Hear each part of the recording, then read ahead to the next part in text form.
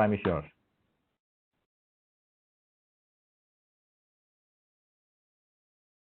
Ada deh.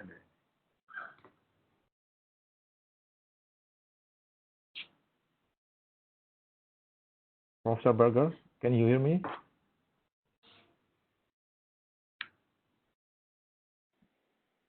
Okay, can you hear me now? Oh yeah, clearly. We can hear you clearly. Thank you. Please, Okay. you can start. Okay, now I need to figure out how to share the screen. If I go up here, share my screen. Yeah, you can. Sorry. So I'm trying to share my screen. Yes. Okay, now. Okay. Okay. You can open your file. Okay, thank you. Please make it larger. Okay. Okay. So are we okay? Yes, please. Can start. Okay, I'm going to hang up. My friend has been helping me, my colleague. All right. Okay. Well, I'm delighted to be here. This is a very complicated way to do things, obviously, but I think it is the way it is now. I say hello from the United States. We are, of course, I'm in California now. It's 6:40 in the evening. I just got off of a conference call with our hospital. We're seeing now a significant increase in new COVID cases in the United States. There were 37,000 positive people reported yesterday. We have spikes going on in California now. So now there's consideration to shut us down again. So I don't know how difficult things are in your country, but in our country, between COVID and our significant race riots, it has been a very, very difficult month. But I think the only thing that gives me hope is to be able to come on and share good ideas with colleagues. So this is at least very nice for me to be able to do this. I want to thank Selfie for asking me to do this. I invited Selfie to come visit us, spend time with us for a week and learn all these techniques, and she was planning to come, but the COVID crisis hit, so unfortunately we'll have to wait till it's over, and then we will have Selfie come to San Francisco with us. Well, what I wanted to talk about was the way I do awake surgery for gliomas, and I think that there is a very important rationale for it. We, of course, do this to try and facilitate a very aggressive resection, but I think the other reason why we do it, of course, is for the safety factor in allowing us to be aggressive with our surgical resections for all kind of gliomas. And so I want to take you through this process. And I would say at the start of this discussion, we're now entering a phase in neurosurgery where we have many different types of surgical procedures here, not just intraoperative MRI, but tumor detection methods that we're now using routinely in addition to ALA, but Raman spectroscopy to look for tumor margins. And this has been very, very interesting as a way to get intraoperative diagnostic information. And we have other techniques that you know about, laser interstitial therapy for small lesions. But by and large, the gold standard is to do an extensive resection, and that's going to require an open surgical procedure. We're not going to be able to get there with minimally invasive endoscopic procedures from gliomas, for glioma surgery. So we're talking about a technique where we functionally map the brain, and we try to find areas that are critically important. And then based upon the function, we're able to resect tumor not based on anatomy, but based upon function. So I think the best analogy I can give you for using this technique is it's like flying a plane in the middle of the night with radar. So you have to trust your radar, and the radar we use during glioma surgery is functional mapping, and I'll show you what this is all about. Now, when we published our original article, we described a technique where we had to find a positive site for language. This was based on the article we published years ago on cortical localization of language. We had to find a positive site in order to believe our stimulation mapping. And so negative mapping was not a possibility at that point in time. Now I'm going to use this term negative mapping versus positive mapping. There are two different schools of thought in the awake craniotomy world. One is to find a site that's positive, therefore you have to do a big exposure. The other is to do a small exposure and rely on negative information to be able to do the resection. And that's the school of thought that I have been working on and publishing on for many, many years. The other school of thought comes from, of course, Hugh Defoe, who spent time with me early in his career, where he has continued to use big exposures, wide mapping, to get a positive site. So I'm going to show you the other aspect of it. I think the other thing you have to keep in mind is that this is a technique where there's a great deal of variability. So when we map patients, for example, and we look for sites for speech arrest, of course we find them in areas like this, Broca's area, in the frontal operculum, but we can also find speech arrest in areas such as the superior temporal gyrus. There's a great deal of individual variability, just like with naming sites typically are seen in Wernicke's area, but in interrogating the rest of the region around the Sylvian fissure, we can find other sites as well. So one of the most important messages I can give to you is that there's a great deal of variability. And as I've proven this week in mapping patients who are bilingual, if you learn your language typically early in life, your second or third language, the likelihood is you're going to have different sites for the same function. So if I show you a picture of a dog and I ask you to say it in English, it's going to be very different than in Chinese or in an Indian dialect if you learn that second or third language early in life. So variability is very, very important. Okay. So this is the article I referred to where we created the largest map, where we showed if we stimulated, for example, at this site 46 times, 100% of those sites were negative for stimulation. The point being is that many of the sites we see on the surface of the cortex do not have any function.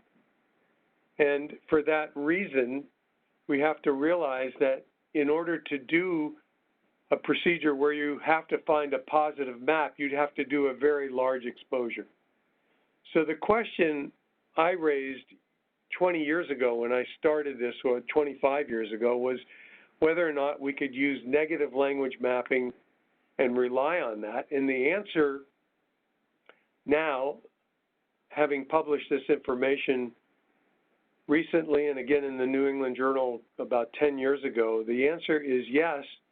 If we rely on negative mapping, meaning we map an area, we don't find a site, we remove it, the likelihood of a postoperative deficit is very, very low. It's usually 2% or less. And this is very, very important because as a glioma surgeon, you must learn how to do very small exposures and just work in the area that you're most interested in working in. When we see patients who are left-handed, who we document preoperatively have right-sided language, it's very, very important that you keep in mind that the right-sided localization of language in a left-handed person has the same variable distribution as a right-handed person when we're working on the left side of the brain. So there's no difference in variability and localization profiles of patients on the right side if they're left-handed. So just keep that in mind. The other thing to keep in mind, as I learned today, having just come from a surgical procedure, is that when we do the mapping in a patient who's normal for all of these functions preoperatively, they have fluency is intact, repetition's intact, within a few days of the surgery, the patient is going to deteriorate due to how close you come to the area and the swelling that's associated with it. And so the patient I operated on today now is 6 hours out of surgery from removing a dominant hemisphere awake procedure right in the motor cortex and in Broca's area. He is perfectly intact now except for dysarthria, but by tomorrow he will have a drop in fluency and repetition in particular, in addition to comprehension, because we're working in the region near the top of the superior longitudinal fasciculus. Now, I'll come back to that in a minute. But the point is that all of these patients are going to look worse, and then within a month or more, they're going to get better, just like I showed you on the last slide. So you have to be careful about that. But without a doubt, I think we all have to agree now across the world that stimulation mapping can reduce the risk of deficits. And for that reason, that's why when we remove gliomas, we can be as safe as possible by using stimulation mapping as opposed to not doing it. So this is just a functional composite of my experience showing over the years now. I've done, as of the end of last year, over 1,500 awake operations. I've done another, I think, 37 or 40 cases so far this year. So typically now I'm averaging close to 75 or 80 of these cases every year. These are awake procedures. Of course, I'm not going to talk about a sleep motor mapping. I will do that typically in patients when they have lesions near the supplementary motor area or in the motor cortex. And I'll be glad to answer questions about that later. So the important considerations for awake mapping, of course, I think one of the most important things has to do with the anesthesia. Now, typically, we use a combination of a short-acting narcotic like remifentanil and a sedative drug like dexmedetomidate or propofol. Today, when I put on the propofol, the young patient didn't tolerate it very well. I had to wake him up, leave the remifentanil on, and then add the dexmedetomidine without propofol to get him through the operation. So you have to be very flexible. And again, this means that we're going to do a very focused exposure, as I'll show you, and we're going to do cortical and subcortical mapping, and I'll come back to that in a minute. These are kind of the different issues that you can face when you do these procedures, and I'm not going to go through all of these things, but for example, I think just the intraoperative seizure potential is always there, and now, based upon things that we've done and published, we used ice ringers lactate. This is something I published now over 20 years ago, which is very, very successful. I used it again today to abort seizure activity before it propagates. So we stimulate. If we start to see repetitive movements, we ice the cortex. I'll show you an example of that. And so that can be very, very helpful. My strategy is to put the patient to sleep without a laryngeal mask, wake the patient up, and then we do the surgical mapping, and then we put the patient to sleep like I did today, but when I got close to the SLF, based upon my preoperative DTI, I woke the patient up and we did subcortical mapping. So it is sleep, awake, sleep or awake, and then sleep for the closure.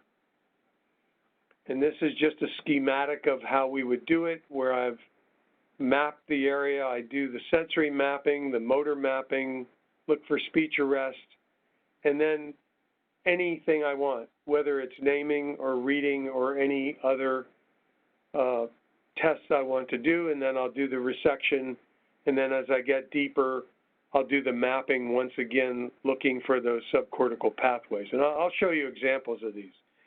This just shows you the anesthetic regimen. Again, for those of you who didn't hear it clearly enough, it'll be a combination of remifentanil now and either Precedex, dexamedetomidine, or propofol with remifentanil. I rarely use an LMA.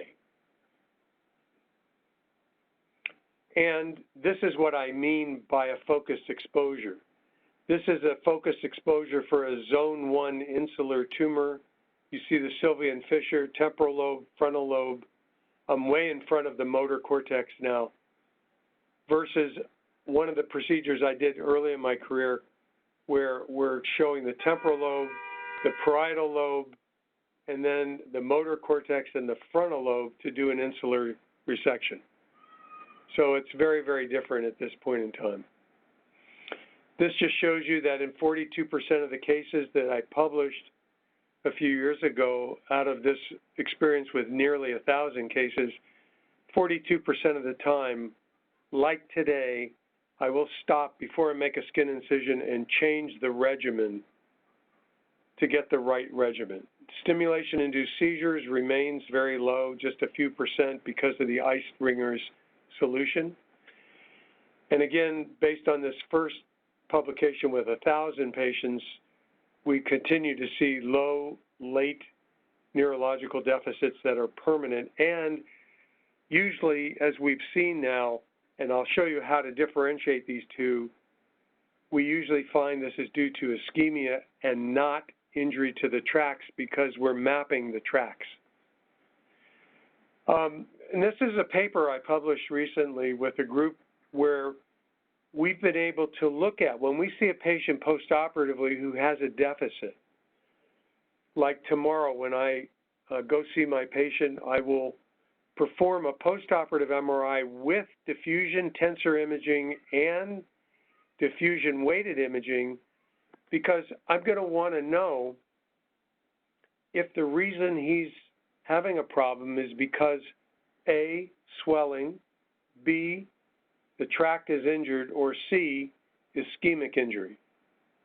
And so here's a good example from that publication where I showed in a patient who had a very subtle but definite deficit postoperatively, that when I looked at part of the inferior frontal occipital fasciculus on the postoperative DTI, I had clipped part of this, but because it was not a complete injury to the IFOF, the patient recovered very well. Same thing with part of the arcuate fasciculus. We can look at portions of the tracts that are resected and be able to determine, based upon the degree of the resection, what the likelihood is of recovery. So postoperative DTI now is a critical part of our work, along with diffusion-weighted imaging, to rule out an ischemic injury. This is an article that we're about to publish in the Journal of Neuro-Oncology. It's a review of all the tests we do for awake surgery for language mapping based on where we're located. I'm going to show you some examples of this so that you can understand it some more. And based upon this review, and when you look at the differences in permanent deficit rates across the board from our experience that we published versus others around the world, I think you begin to get the message that there are differences in techniques. And depending upon which techniques you use, the likelihood of a deficit changes. And I can only describe to you that my deficit rate, which is typically 2% for the awake language cases, is based upon the strategies that I'm showing you here. I don't know what these other risks are or why the deficit rates are higher in these other studies with language and motor mapping, but this is based on the work that I'm showing you here. Okay, so let's talk about some of the principles of doing this. This shows you how we're irrigating with iced Ringer's solution while we're mapping so as not to cause seizure activity. This is a very useful technique, as I've shown you before, and it could really be helpful in preventing seizure activity or aborting the activity. If you're curious to know how we organize our operating room, this is basically how we do it. We're standing at the top of the table. The patient has a small window here and is looking at the neurophysiologist with the computer. And our anesthesia team here, our scrub nurses here, we have the navigation here, always looking at the navigation to my left because I'm right-handed. And then we have the electrocorticography mapping here, stimulator here. And so this is basically all that I use during the course of an awake craniotomy. This is how the whole operating room is organized. These are the pictures I show for naming. And when we look at subcortical systems, you know, of course, we can't see these pathways, but how do we map these pathways? Remember, there are essentially two types of language systems that we've identified. One is the dorsal stream, which is made up of the SLF and the arcuate fasciculus that goes around here. And the other is the ventral stream, which is carried by the inferior frontal occipital fasciculus and the inferior longitudinal fasciculus, which go from here underneath the uncinate fasciculus and the insula into the temporal lobe. In order to identify these two pathways, we have developed a set of tests that it has taken me probably close to 15 or 18 years to do this, but I've come up with two tests that are very reliable, and we published this last year in Brain and Language, and I'll show you the examples. So if we want to find the inferior frontal occipital fasciculus, the ventral stream, so that we can avoid a semantic paraphasia, we can stimulate the IFOF and the ILF and find transient semantic paraphasias by showing the patient these slides and asking them to read the word of the picture here in which it's related. You can do unrelated or related. So when I show the patient this picture, they have to look at this and say rabbit. They can't get confused by the horse. Or if you ask them to look at an unrelated word, orange as a fruit is unrelated to an animal horse. So this is what we call picture word interference, very reliable. When we stimulate, if we see semantic paraphasias, we know we are in the inferior frontal occipital fasciculus. If we want to interrogate the dorsal stream, we do that by stimulating, looking for the arcuate fasciculus or the SLF, and we will look for a phonological paraphasia. In other words, we'll show a patient this picture and say, what are they doing? While we're stimulating the white matter pathway, they will say the couple are dancing, or she is writing a letter, putting a subject and a verb together.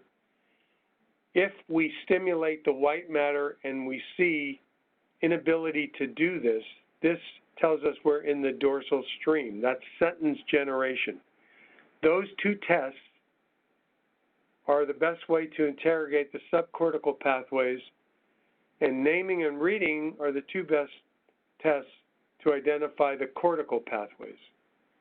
Those are the four and only four tests that I use. That's very, very different than when you hear Hugh Defoe do a lecture. He'll talk about a number of other cognitive type of tests that he'll do to look for many different components of the pathway. But for me, these tend to be the most reliable pathways in order to operate and remove a glioma and preserve them. So how do I do it? I stimulate with my left hand, and I use my cavitron with my right hand. And so right now I'm doing subcortical mapping, looking for the arcuate fasciculus. So I'm showing the patient these sentence generations looking for phonological paraphasias. That's how I would do a resection. And of course, if you want to learn more about these two streams of language representation, this is an article we wrote several years ago showing where these pathways are and what they're associated with in terms of the tests that you can do. This is a manuscript that we have that will be published in the near literature, in the future literature this year, looking at a systematic analysis of awake craniotomies for resecting glioblastoma. And I showed this one slide to you because it shows you, if you look at the entire literature, you can see that not everybody is using subcortical language mapping, which I think is a mistake. The point being that if you map the cortex and you don't map the subcortical pathway, you're very likely to cause an injury, either cutting the tract or some other problem. So you must be able to do both. And to not do both shows you that that's not the right thing to do. There are a lot of groups around the world that are not doing that, and I think that is a mistake. Okay, so let's look at some examples of this, where you would use these techniques. Of course, for a frontal lobe tumor, like where I was operating today, I was right in this area here, face motor cortex. This tumor now extends to the face motor cortex and in front. So we're going to do the mapping here, no language over this area. We stop right here at the face motor cortex. This is a tumor in the temporal lobe.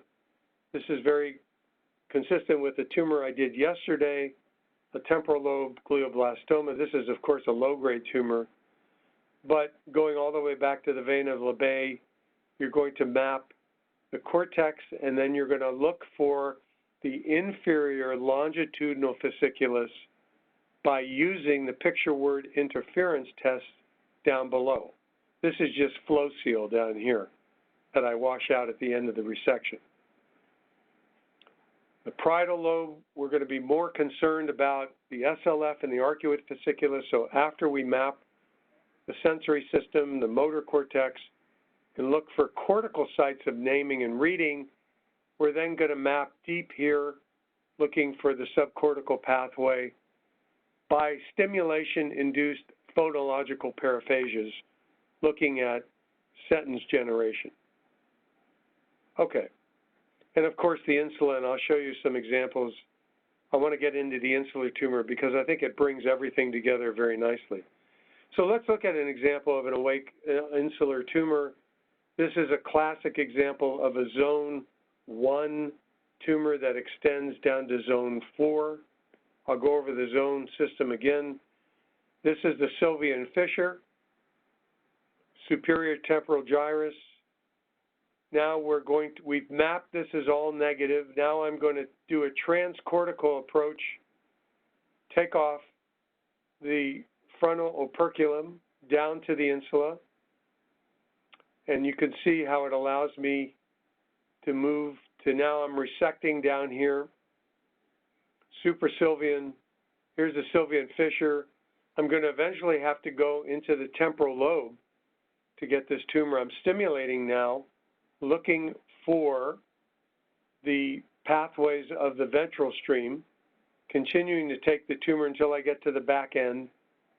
And you see above and below the sylvian fissure, middle cerebral branches, M2 branches, and that's the end of the resection. So I've connected this through the uncinate fasciculus.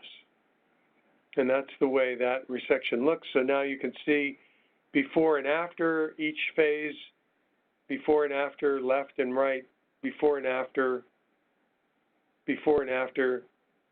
And that's how we get through to the insular system going transcortical. Of course, some of you prefer to go transsylvian. I prefer always to go transcortical. Sometimes I have to do both. We'll come back to this in a minute. Okay, so how do we use the awake craniotomy to help us? Well, a lot of times when we're going subcortical, we have to find a trajectory into the tumor. So I like to think of this as a transcortical equatorial approach where I will choose a trajectory that's closest to the equator of the tumor by finding a point that's closest to the surface to the equator. So in a mesial temporal lobe tumor, instead of coming under the temporal lobe or down the sylvian fissure, I'll actually come directly at it here. But in order to do that, you have to map the cortex overlying the tumor. If you want to get to a tumor like this, how would you do it? I would map the cortex here. I would find the pathways that are important and functional. Then I would go transcortical. And as I'm going transcortical, I will stimulate and map as I go down into the tumor. So I've preserved this. This is the closest distance to the equator of the tumor here, as opposed to coming down here and going in this way, down the fissure or the falx. And we'll just keep mapping it like this until we get to where we want to get to or find functional tissue. So, for example, how would you approach this tumor? This is a dominant hemisphere glioblastoma of the pulvinar of the thalamus. I'm going to operate on this patient awake. You might not think that that would be a good idea, but in order to do that, instead of coming down a normal fissure, I'm going to go straight at it here, because here's the equator, and here's the shortest distance from the equator to the tumor. So this is the inferior parietal lobe behind the somatosensory cortex. It's negative for cortical language. I now come through this. I map subcortically. I go all the way down until I find the internal capsule. And this is the end of the resection where the internal capsule is here. I don't have a complete resection. I would say it was about 95, 98%. But the patient's intact and left the hospital walking and talking, which is very, very important. And I was able to do this by coming through silent tissue. This is the principle I'm trying to get across here. Difficult to reach tumors. I think the insula is the perfect example of this. I don't really like to come transsylvian. I like to go through windows in the cortex here. I've shown you this before when I had the great honor of being in Indonesia before at your national meeting. I very much look forward to coming back again and sharing these thoughts with you. But this is what we want to work through. These are the M2 branches, the M3 branches. We're going to go through these windows. After we do a transcortical resection into the insula, remember the lenticulostriate vessels are the inside of the insula. So the lenticulostriate, the lateral lenticulostriate vessel, which you see here beautifully with a peel sheath with CSF, is right here. This is the point where I would be right here, seeing these vessels here. This is the end. You don't want to go any deeper than this, because if you do, you'll eventually hit one of these medial lenticulostriate branches. But I got to this point by going through these windows and going transcortical. transcortical through these windows. And this is the zone classification 1, 2, 3, 4, based on Sylvia and Fisher and Freeman of Monroe. That's what it looks like there. And of course, this was a nice dissection study showing that based upon a transcortical approach, we could get our instruments in better than if we did a trans-Sylvian approach. So here's an example where I did the map. Here you see the map. I'm going to do a transcortical approach, and I'm going to split the back of the Sylvia and Fisher here to get all the way back to this part here. And I make these cortical windows, and then I go through the windows between the M2 branches, and then I'm going to identify eventually the lenticulostriate branches and then stimulate any subcortical pathway here. This is what I call the window technique to get to an insular tumor and get underneath the uncinate fasciculus all the way to the back end. Now, of course, for a small tumor like this, I think a trans-Sylvian procedure is adequate because in this case, you're dealing with a very small lesion. But you can see splitting the Sylvia and Fisher is not easy. I had Dr. Lawton when he was with me. He did this. And now if I have to split the fissure, of course, I do it either myself or Dr. Abla, who's my vascular surgeon, will do this with me. But it gets you a nice exposure to a small area. But if you have tumor way out here, you can't do that. So trans-Sylvian approaches can be useful, but for the majority of tumors where you have a lot of tumor around there, it's not very effective.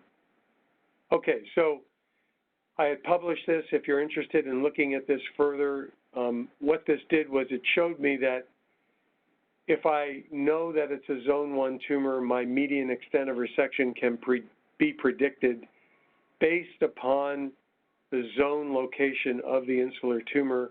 This is based on my experience with 244 cases. I've updated this in this article I published last year, over a year ago, with 351 insular gliomas, where we showed the same extent of resection based upon the zone and the same risk of a long-term deficit, which still remains about 2%. And those, as I told you, are based on ischemic injuries. I don't have much more to go. I'll finish this talk up very soon. Plasticity is another important thing. This is something that I didn't really understand very well early in my career. I think Hugh Defoe showed all of us that plasticity was very reasonable with slow-growing lesions. So to prove that, I went back and remapped my cases. I think I've shown you this before when I came to Jakarta before, but when I was able to, or when I go back and look at these cases where I find function at the first time, and then in this case 30 months later, I go back, the function is not there anymore, and it turns out that function can move 40% of the time. So this is important for you because if you do a procedure and you find functional tissue, I would suggest stop at that point, leave it there, and then come back later. And when you come back later, 40% of the time the function has moved. And this is an interesting article we published. It just got accepted. It was published in November, let's see, in 2019, showing that we can now use magnetoencephalography or magnetic source imaging to predict, especially with transcranial magnetic stimulation, plasticity preoperatively. We see that plasticity, if we stimulate preoperatively through the scalp, and we relate this to the MEG, we see plasticity in the motor cortex can shift to the contralesional motor cortex, and the ipsilateral region can disengage itself. So there's a shifting of function on the motor side. We're now in the process of proving this with language function as well, using preoperative transcranial magnetic stimulation to determine when plasticity has occurred. And we just showed this in this study, primarily in the motor cortex, showing how long it can take, sometimes well over several years, to shift this function out to the contralesional side. As far as language plasticity is concerned, we can do the same kind of testing here. And with MEG, we're trying to prove whether we can determine when a shift occurs preoperatively when we want to reoperate on a patient. But one thing I did want to mention to you is, based on some data that we published recently in this article, we have found that white matter plasticity is not very good. So the white matter plasticity is very dangerous in terms of assuming it's going to occur, whereas cortical plasticity is very different. So you have to be careful about that.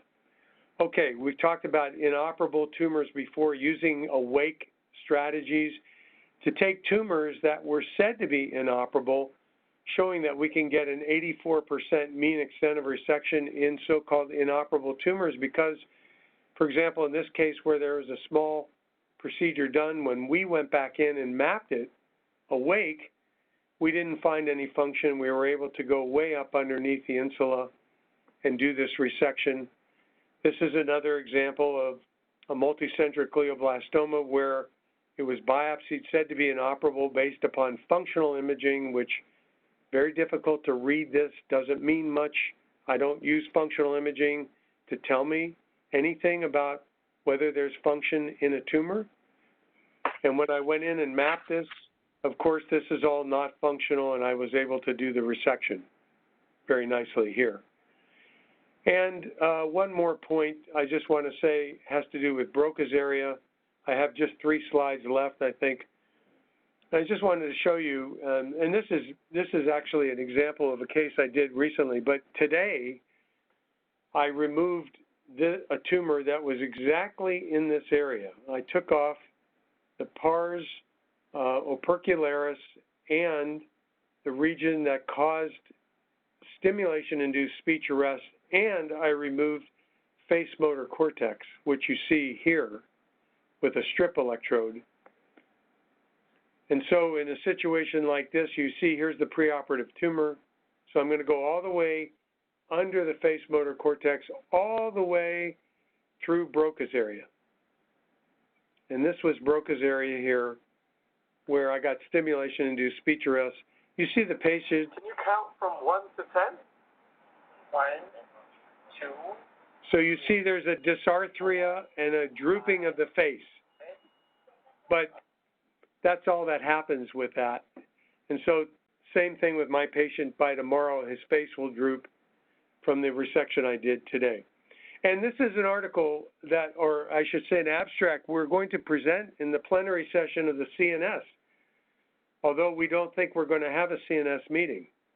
So I don't know. We're going to have to publish this, but the reality is it shows in over 287 patients that we've operated on in Broca's area, where we see resecting Broca's area results in very, very, very few postoperative deficits with speech arrest. This is a planning area like the SMA, supplementary motor area. You can remove it. You get a transient dysarthria like I showed you on the slide before this, and then this gets better. So I'll stop there. I'm more than glad to answer any questions you have. Again, I'm sorry we could not be together as friends and colleagues. I hope one day we'll be able to do this again. And as I said, I very much look forward to welcoming Selfie to our institution and other of our great Indonesian neurosurgical colleagues to come visit us in San Francisco to see how we do this. And then it would be my great honor one day to come to Indonesia and to operate with you so that we can learn together. So I hope one day I'll be able to do that. But thank you very much for asking me, Selfie. And Azra, I see you on the screen there. Okay, thank you. Thank you, Professor Berger. And I think we still have time. And there is some question from the participant. First, despite using the awake modality surgery, how about using fluorescent modality? Do you always use fluorescence? Yes, I use fluorescent dye for high-grade gliomas, but the fluorescent dye does not show us functional tissue, of course. It just shows you tumor tissue. So today, this was a glioblastoma. I used the ALA. I saw the tumor. I went all the way down until I was through the contrast enhancing area based on the navigation, and then I turned on the light. There was still ALA positive tissue in the subcortical pathway, which stimulated and caused semantic paraphasia. So I knew that I was on the inferior frontal occipital fasciculus, even though there was still ALA positive tissue there, but I was deep to the contrast enhancing tissue. So again, function is more important than fluorescent or anatomy. Yeah, I see. Thank you. And another question.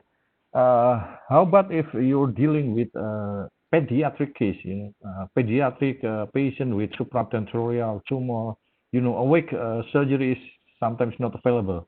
What do you think? Well, I think this becomes maybe a cultural issue. And the reason I say that is because I operate on patients typically down to 10 years of age, awake.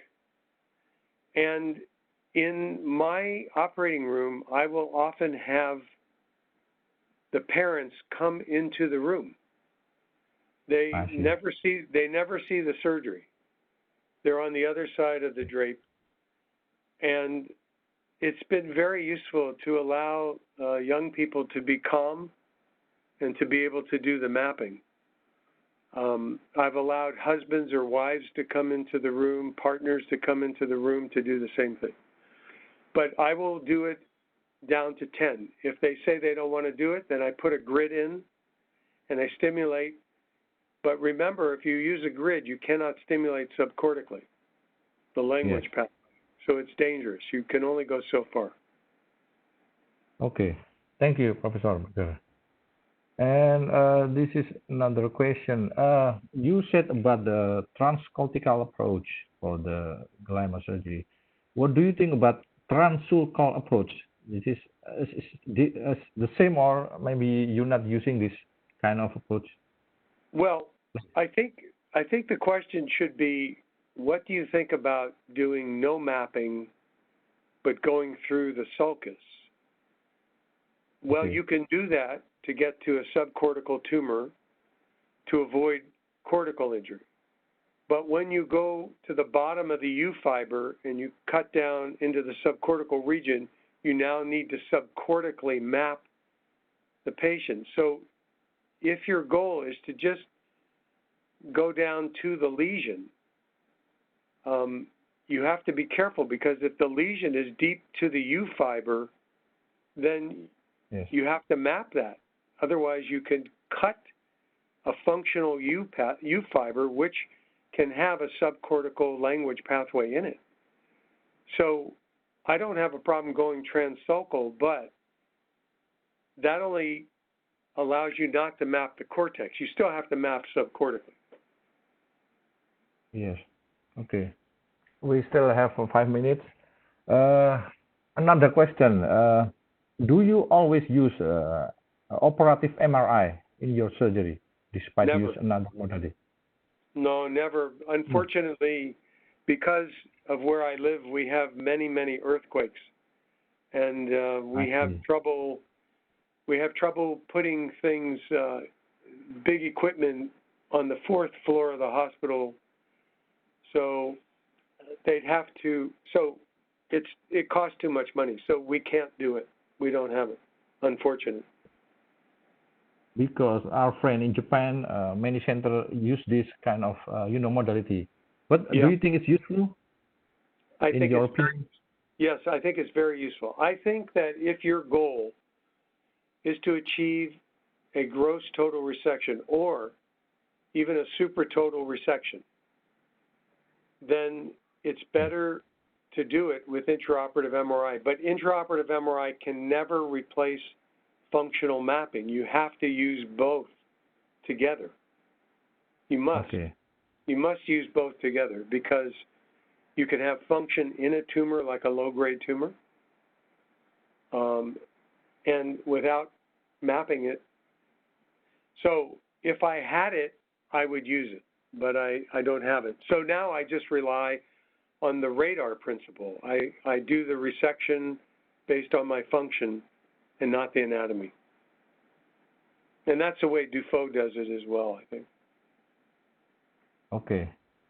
Thank you. Is there any question from the panelists? Professor Bajamal, do you have any question, or Dr. Golden? Please. Dr. Gibbon? Yeah. Got it. Yes. Thank you. Please. I see this is very complicated, mapping. So you have any idea how can we do a simple awake anatomy with just only using what we call stimulation? This mapping needs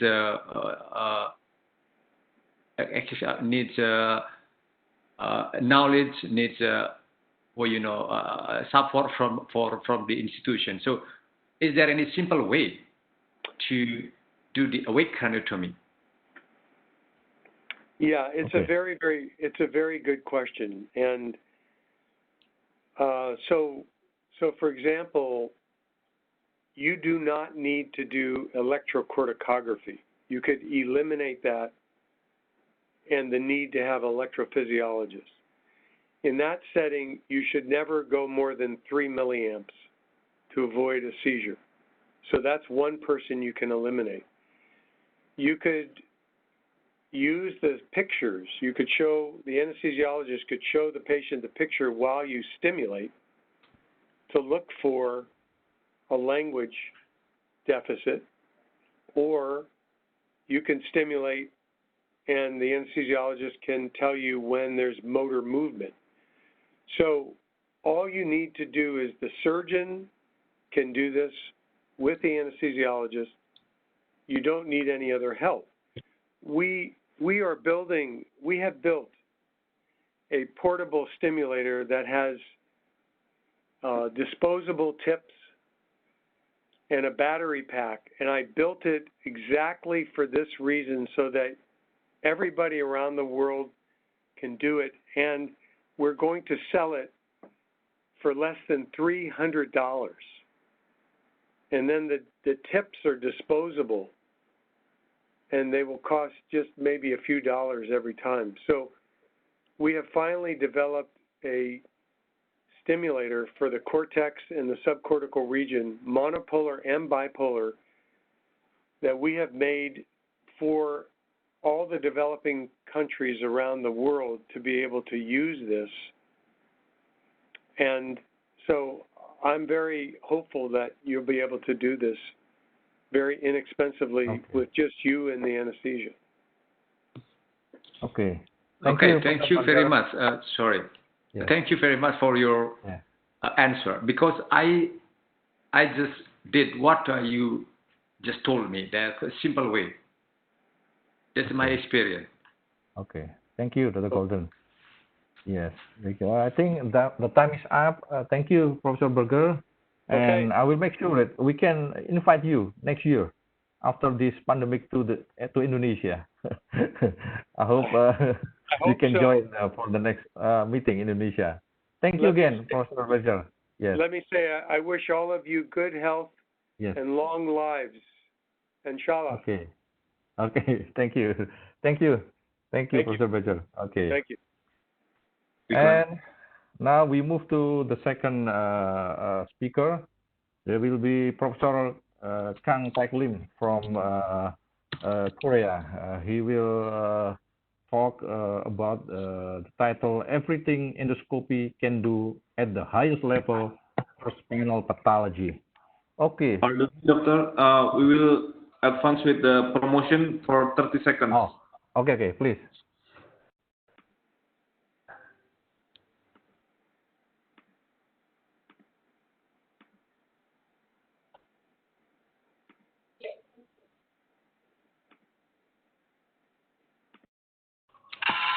Best of our system. This is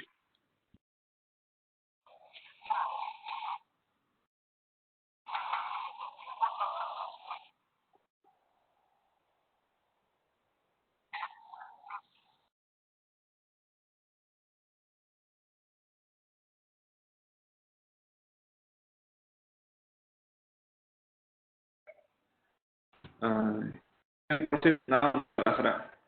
Okay. Oh, sorry. Oh, okay.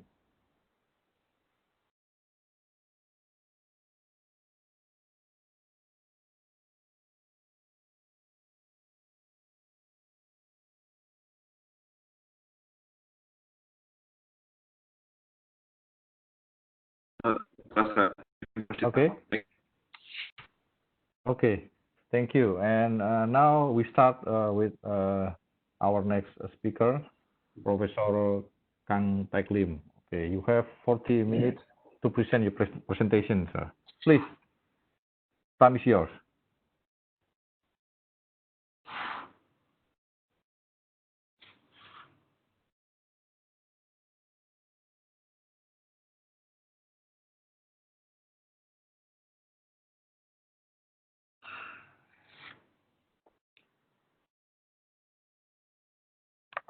Berapa slide tuh? 65. Morning. Can you hear me? Yeah, yes, we can hear you clearly. Can you hear me? Please, you can proceed. Yeah. Okay. Please. However, everyone. My name is Lim, a neurosurgeon in Korea. Thank you for the kind of invitation to present my endoscopic job for the spine in such a wonderful meeting. You know very well the coronavirus pandemic is spreading like a wildfire. Everywhere in the world is the challenge humankind has to overcome every now and then. We don't know when this condition is going to end. This will always. I will talk about today the all endoscopic process can do at the highest level for spine pathology for any spine.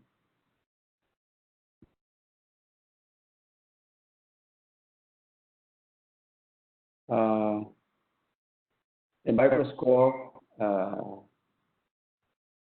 in my hospital is retired already because we can do endoscopic decompression and endoscope fusion for the spine. So you may think this is a joke, but it's the situation in Korea as a development of endoscopic science technology and its instruments. The endoscopic process can replace microscopic function. Actually, we don't need to perform open spine surgery in the spine field anymore, except perform the correction in Korea now. So I just wanted to let you know where we are right now with spine surgery and where we are going to be going into the future on the spine field as a neurosurgeon today.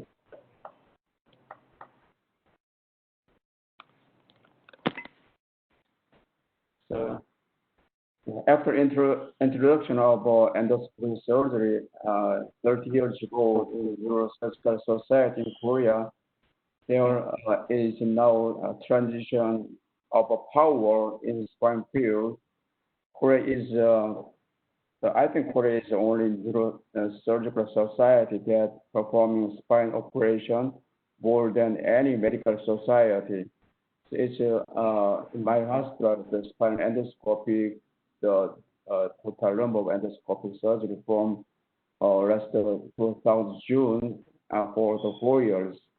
The total case of 5,000 more cases and the lumbar and cervical, and we have the fusion surgery and HDF endoscopy. And so all the spine surgery include the spinal stenosis patients have multiple levels. So total level was more than 10,000 level. And so we have the 6 spine surgeon and 7 endoscopic set, 5 tower camera system, and 3 C-arm and 4 operation room. And about the social phenomenon in Korea, the expectation about endoscopic surgery in Korea have been high, very high. The new endoscopic system can live up to patient expectation as a development of technology. I'm not sure whether you like it or not. Endoscopic surgery will remain an option in spine field in the near future, and the patient will take up a great interesting endoscopic spine surgery because being internet all the time makes them more accessible to get information. I think a young surgeon must learn endoscopic spine surgery more for patients, and the senior group in spine society should help the young surgeon have a chance to learn endoscopic surgery now.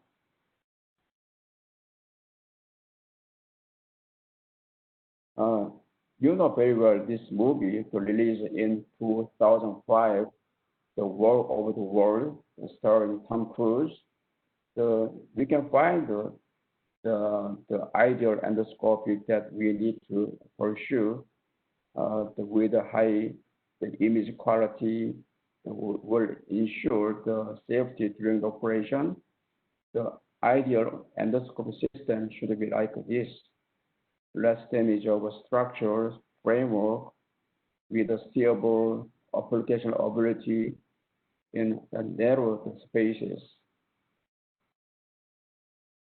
I think in general, the goal of a minimal invasive spine surgery is to stabilize vertebral bones and the spinal joint, vasa capsule, muscle, or ligaments.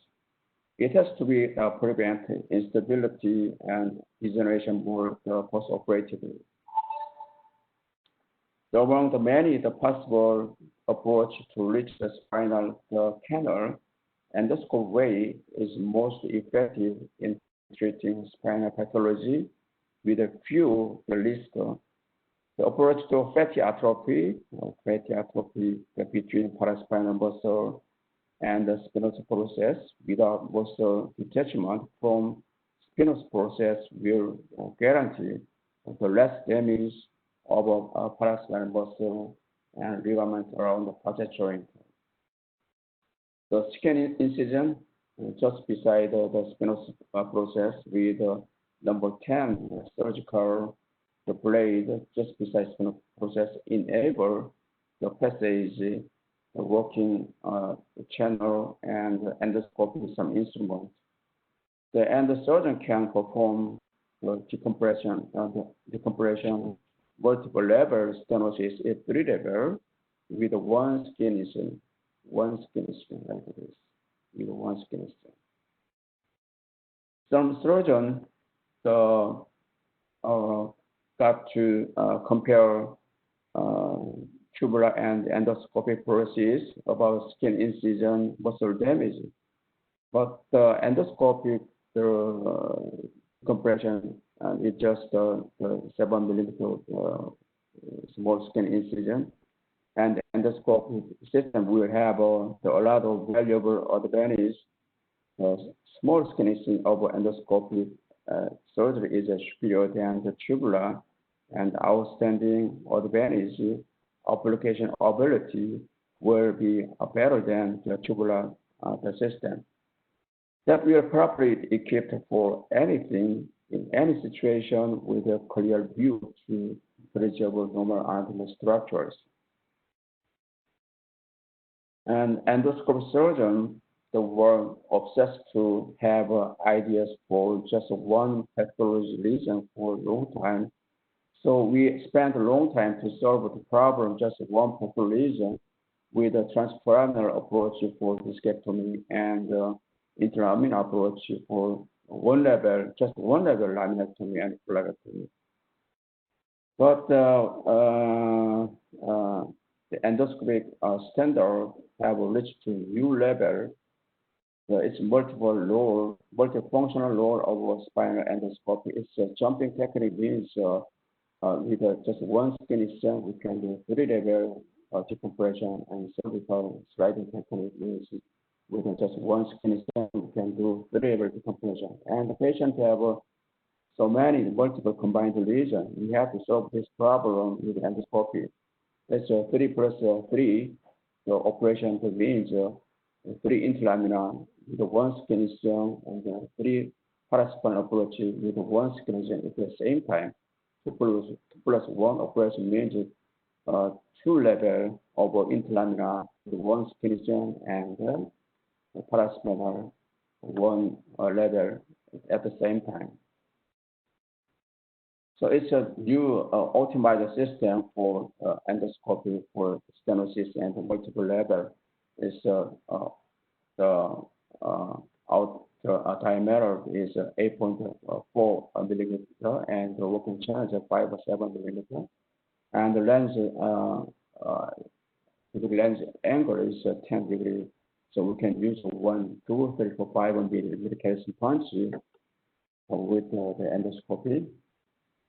And although it's narrow the laminar surface 4 millimeter, and some patients have a rotated spine, endoscopy system have proved to be one of the most effective ways of the saving facet joint is a post-operative CT scan.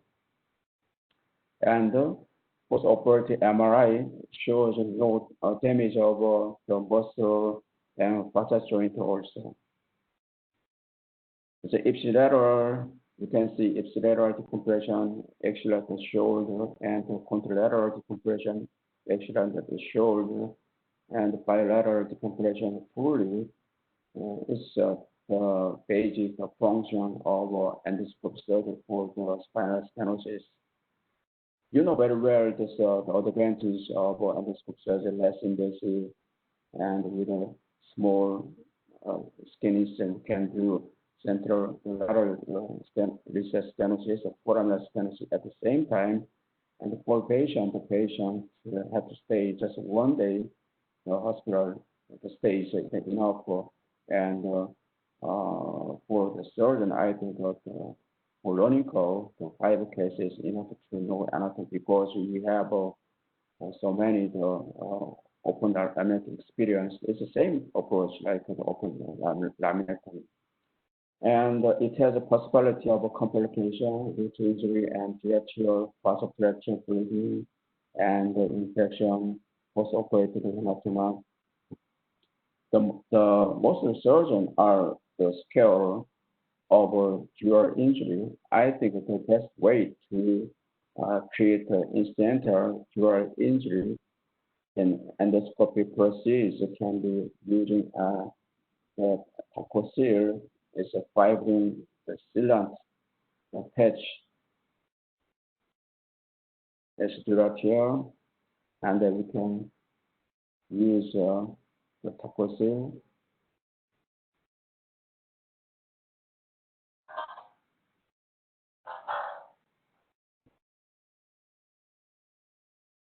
Tacocil.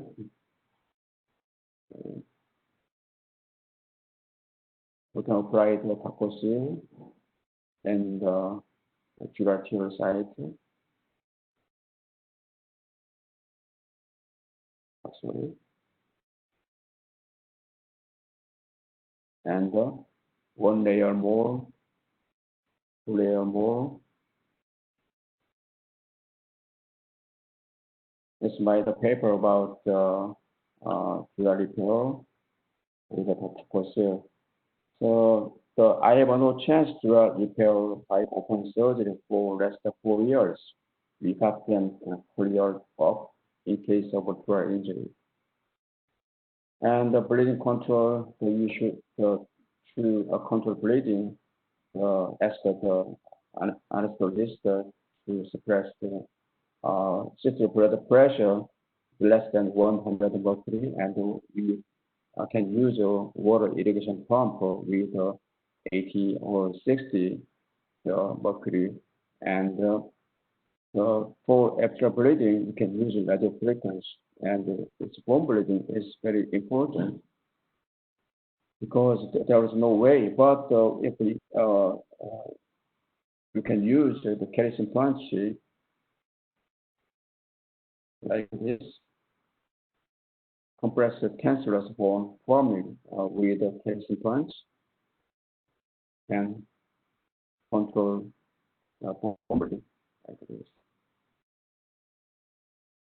This is the case patient have L4-5 spondylolisthesis, but the X-ray shows autofusion already. So patient have just radical leg pain, so decompression with post-operative was enough.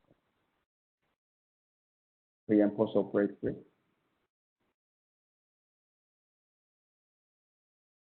So final the end stage of this endoscope process, you can see contralateral side axial and shoulder, and ipsilateral side is total full decompression of L4-5. And about the jumping technique, with one skin jump, we can do a 3 level. So first, using the skin, the elasticity to target the middle level first, and we can jumping up and jumping down, jumping up and then jumping down. We can do the 3 level with one skin post-operative MRI, and we need to keep the drain to prevent hematoma post-operatively. And the MRI shows pre and post-operative. X-ray shows pre and post-operative. MRI shows full decompression. As you can see, the 3 level, each is a 3 level drain to prevent hematoma.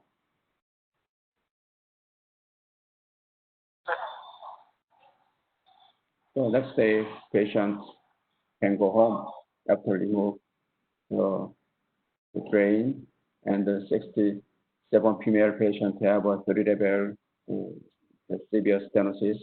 Post-operative MRI shows full decompression, and X-ray shows, MRI shows also post-operative MRI full decompression, and so also like this. It's my paper about multiple level the decompression for spinal stenosis with a single port. And in case it's very rare case, but with endoscopy you can do is a 5 level stenosis. So with a 2 skin we can decompression, so 5 level stenosis. And true pathologism not next to each other, L23, the herniated disc, and L4-5, the lumbar stenosis. What should we do? With the endoscopy, we can do the first the approach to middle to level, and then jumping up, jumping down. We can do full decompression, and we can also perform the foraminotomy for foraminal stenosis and foraminal the herniated disc It's a difference between transforaminal and paraspinal approaches. This paraspinal approach is 6 or 7 centimeter distance from midline, so we can make a more obtuse angle and the parallel the direction between root and endoscopy will guarantee the safety of exiting root. Then the transforaminal approach, very well. The landing point is the pulse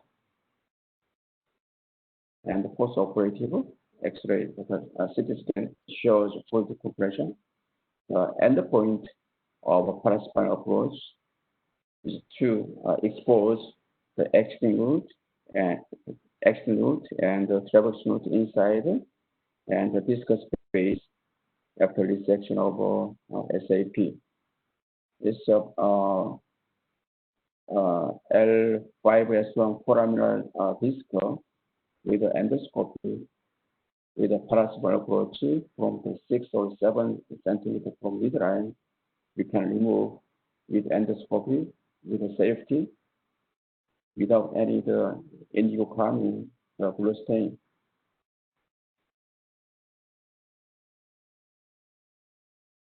So during the operation, it's able to guarantee clear view, no hemorrhage, no bleeding.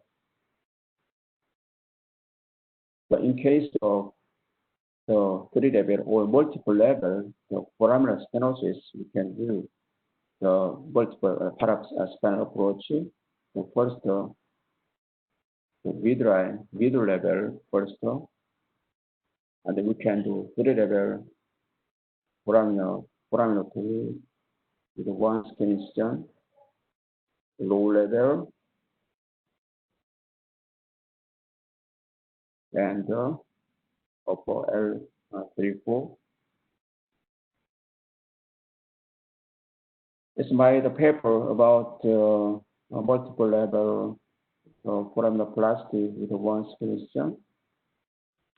And in some cases, the patient have the central stenosis, lateral recess, and foraminal stenosis. We can approach to the contralateral approach to reach to the lateral recess and the foramen.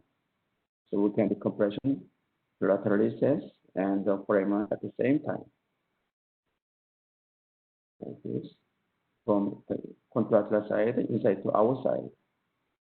And so let's move on to the next endoscopic fusion. So in case of a radicoplasty with spondylolisthesis, we try the decompression only, but some patients have spondylolisthesis with motion caused back pain. We need to fix on the fusion. So the back pain is good indication of the fusion surgery. 64 male patients have motion caused back pain, L4-5 grade 1 spondylolisthesis. So post-operative. And after the facetectomy, so we can expose the traverse node and the X node. And we can view the allobone graft. Motion caused back pain in 7 to 30 female patient with endoscopic fusion. So we are using the 3D printed cross titanium alloy. And we can use 8 or 13 millimeter case. It's a small scar. It's just 1 or 1.5 centimeters. Is enough. With just one skin incision, we can do facetectomy and discectomy and cage insertion, allobone graft, and pedicle screw insertion. It's the final stage of operation. It's a full endoscopy. Full endoscopy process means all process that was done by the endoscopy. through endoscopy. First, discectomy, and can you just shave, and allobone graft, and the cage insertion, and it's the final endpoint of intralaminar fusion.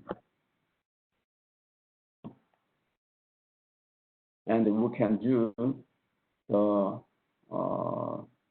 one side of total prostatectomy, and then we can reach to contralateral side to the partial contralateral prostatectomy, and we can do anteparietal preparation. The surgeon can insert the endoscopy or a little more to the contralateral side in the discal space, can make more space for bone graft area than mini open strip. All the endoscopy function fusion has been performed under the local anesthesia and the muscle sedations. And it's exposure of trabecular node and external node and the discal space and endothelial preparation and allobone graft cage insertion, which endoscopic fusion. So I think that the bone graft ratio is very important to get the good outcome. The bone graft area ratio is the bone graft area proportion of total endothelial area. According to the data, the making bone graft area in endoscopy is superior than mini open graft. And the interbody fusion graft area should be more than 30% of total endoplate area to provide enough contact area between both the body and the cage. The data shows it's estimated that fusion rate is almost same between mini open and endoscopy fusion rate, because the data because on more than the 30% of fusion graft area, but we need to check a long-term follow-up to know the outcomes. It's my paper about the endoscopic, the fusion bone graft area and the fusion rate. And on to the next topic, the cervical with endoscopy. The endoscopy lower the cervical region of decompression for foraminal stenosis and paracentral disc with foraminotomy, laminotomy, discectomy with a posterior approach, and endoscopic HDF for endoscopic myopathy and ADR for the central disc. This foraminal and paracentral disc, foraminal stenosis, posterior approach, we can decompress with root with foraminotomy and discectomy. And as I mentioned, we can do 3-level decompression with one skin incision or 3-level with a sliding technique, 3, 4, 4, 5, 5 or 6, 6, 7 with endoscopy. The first C4 fiber, we can perform the C5 decompression and move into the C5 or 6. So I perform the central decompression and C6 root decompression and move to the C6, 7. We can do C7 root decompression with endoscopy. It's a 3-level decompression with a sliding technique for cervical. The 65 of the female patients, they have myelopathy C45, the post-operative MRI shows the full decompression, and the axial MRI shows the full outcome, and this endoscope view C5 root decompression and central decompression. We can reach to the contralateral side for decompressions with another endoscopic function for the spine. And then we can do the patient have a C2 root compression with rheumatoid arthritis, post-operative MRI, CT scan. So we can apply the endoscopy for C2 root decompressions. It's a C2 root. We can find the panels, the structures, post-operative. It's endoscopic view. This panels. Panels is abnormal layer of fibrovascular drainage tissue. We can remove after decompression. It's a final end stage of this operation. C2 root for decompression. It's operative. And we'll talk about endoscopic ACDF now. It's open surgery, the big scar, but endoscopy is just 1.5 or 2 centimeter skin scar is enough. And first, pressing against the anterior cervical organ with the index finger, you can reach to discal space, that we can touch discal space between carotid and hyoid bone, and we can apply the endoscopic instrument with a serial dilator and endoscopy, and we can use some instrument for discectomy and the removal of osteophyte, drill and punch, and we can insert a 5 or 6, 7 millimeter cage with endoscopy. It's endoscopic view. First, discectomy and cage insertion. During the operation, no bleeding, less bleeding. You can use drill or small scar. And 36, the male patient have a myelopathy C45, so AP, the diameter just 3 millimeters.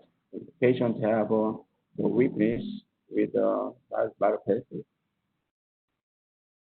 And endoscope view, discectomy, we can use drill, and after remove of PLL, we can find the dura pulsation, and with the endoscope view, we can insert cage, and the final, we have to insert the drain to prevent hematoma. You can see the esophagus and the trachea ran away from the middle there space, and you can use punch to remove a post-osteophyte cage. Post-operative MRI shows the full decompression, AP diameter, the small scar. So right after the procedure, the patient has recovered from his weakness. It's a 6 month. The follow X-ray shows it's good, and the post-operative CT scan is very important to prevent hematoma. And just one day, it's an ADR.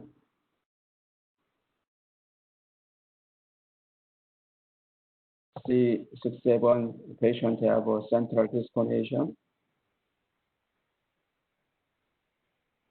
Then trachea and esophagus, and you can apply the needle and the serial dilator, and you can insert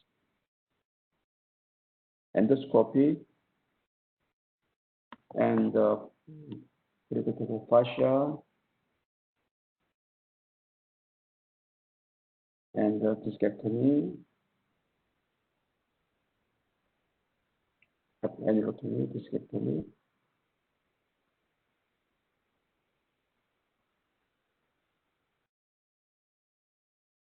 As you can see, no bleeding during the operation. Full decompression.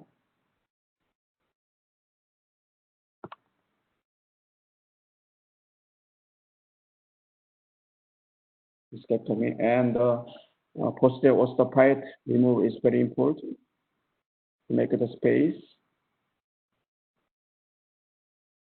Drill the final parallel remove, and then you can see the pulsation of a dura, the measurement of disc height, and then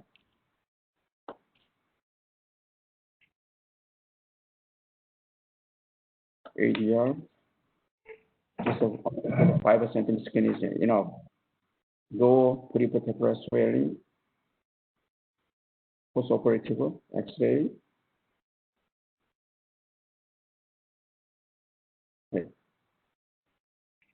It's the chapter in the textbook about the full endoscopic ACDF last year.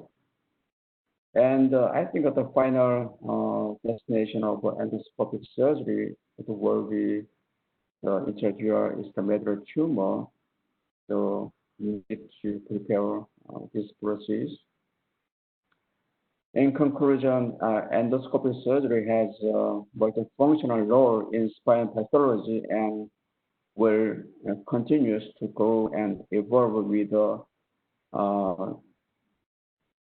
development of science and the technology in various ways. I think it's a good time to think ahead and to prepare endoscopic surgery in Neurosurgical Society for the future. We have the endoscopic the educational program and the fellowship program in my hospital. Email me anyone who wants to learn the endoscopic surgery after the finishing the coronavirus. Thank you. Okay. Thank you very much, Professor Lim, for your very nice presentation. We have still 5 minutes time, so this will be some question from the audience. First is from Dr. Deepak Patil, I think from India. The question is, are there any contraindication for endoscopic techniques for spinal pathology? So as I mentioned, the most frequent complication will be the post-operative hematoma. So that's why we need to keep the drain. Just for 1 day is enough, but we should keep the drain. And the second will be dural injury. But if you have any root injury, just a dural injury, we can repair with tachycardia. As I mentioned, with the video, you can find my video on YouTube. And there was no infection because we can use too much water during the operation. So in my case, 5,000 case, no any infection. There is no any infection. I think it's good advantage of endoscopy. Hematoma or injury. Okay. Thank you, Professor Lim. And the second question is, how long or average surgery time of one level endoscopic discectomy based on your experience? And what time of endoscopic drill you use? So some doctor introduce endoscopic decompression for the spinal stenosis, but it took a long time. So 1.5 hour, 2 hour for one level the bilateral decompression. But my case is just 30 minutes is enough.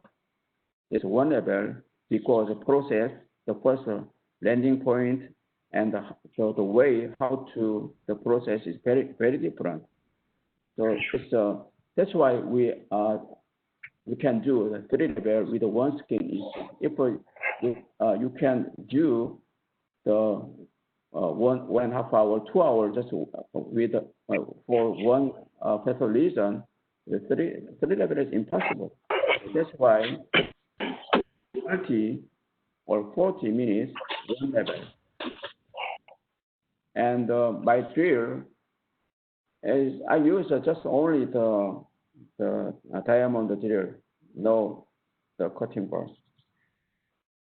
Okay. Thank you, Professor. And I think this is the last question for you. How long you will observe the patient before discharge home after surgery? Usually, yeah. As discharge? Yeah, discharge. How long you will observe the patient in the hospital after surgery? Yes, just one day. Yeah. Just one day. One day. Oh, yeah, yeah. Okay. Yeah, one day is enough. And some the patient want to stay more. So 2 days. One or 2 days. Yes. Yeah. Okay. Maybe one last question. This is very important. According to your experience, it is better to perform one level lumbar endoscopic discectomy by local or general anesthesia? Yeah, local is good. Local is enough. Because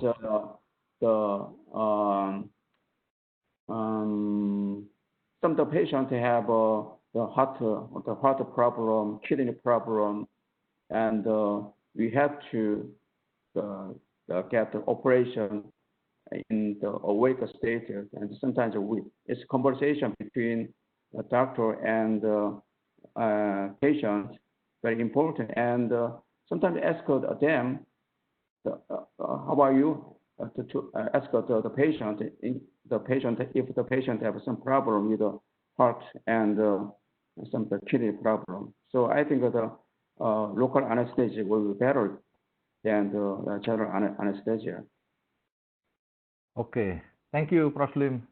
I think time is up, and we are very thank you for your nice presentation and very valuable for our young neurosurgeon. Thank you very much. Okay. Thank you so much. Okay, thank you. Dr. Gibran, you may proceed for. Okay, we will proceed to next video, promotion video. And after 3 video, we will continue to Professor Taira.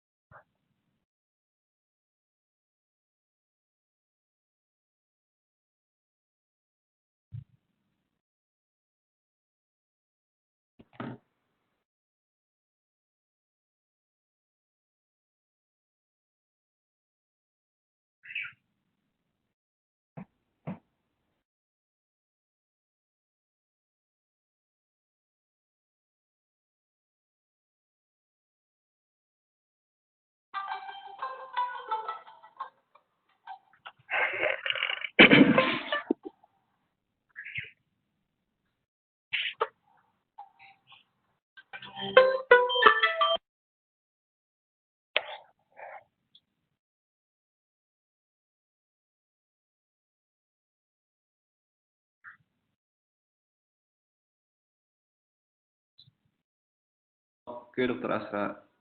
Okay. Thank you, Dr. Gibran. And now we move to the third speaker in this webinar conference. there will be Professor Takomi Taira. I think he's very famous in Indonesia. I don't think you don't read his CV, and he will talk about the stereotactic listening for movement disorder, new era. Okay, Taira Sensei, please. Okay. Thank you. Okay. Can you hear me? Yeah, yes, clearly. Thank you. Okay. Very good. So it is my great pleasure and honor to be invited to the Asian Neurosurgical Society meeting. But I've visited many times to Indonesia, but unfortunately, because of the obvious reasons, we can't meet together. And I'm enjoying this is the Saturday morning, afternoon in Tokyo, and I'm enjoying my talk in the out air atmosphere. So today, my topic is stereotactic visioning for movement disorders. And you may consider that visioning is very dangerous, and deep brain stimulation is much safer and more effective.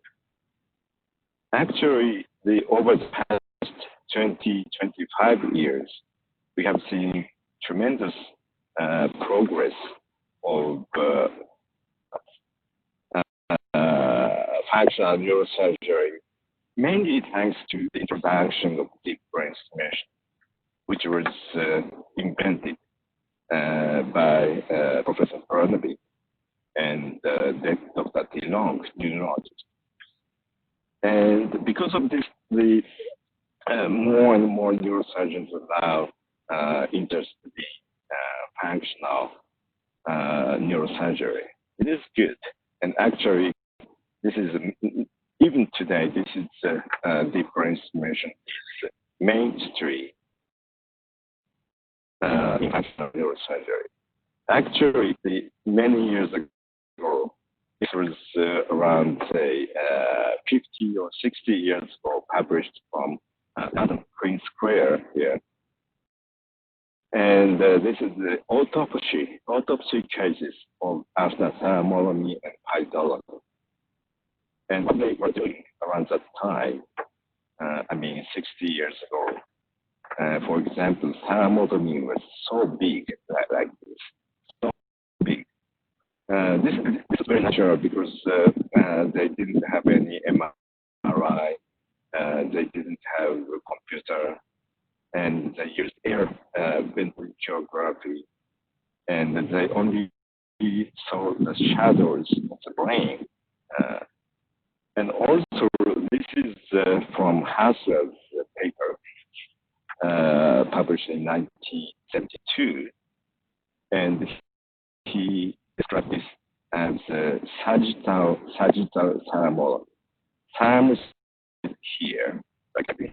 And usually, in case of tremor control, we make a lesion, very small lesion here in the VIM nucleus of the thymus.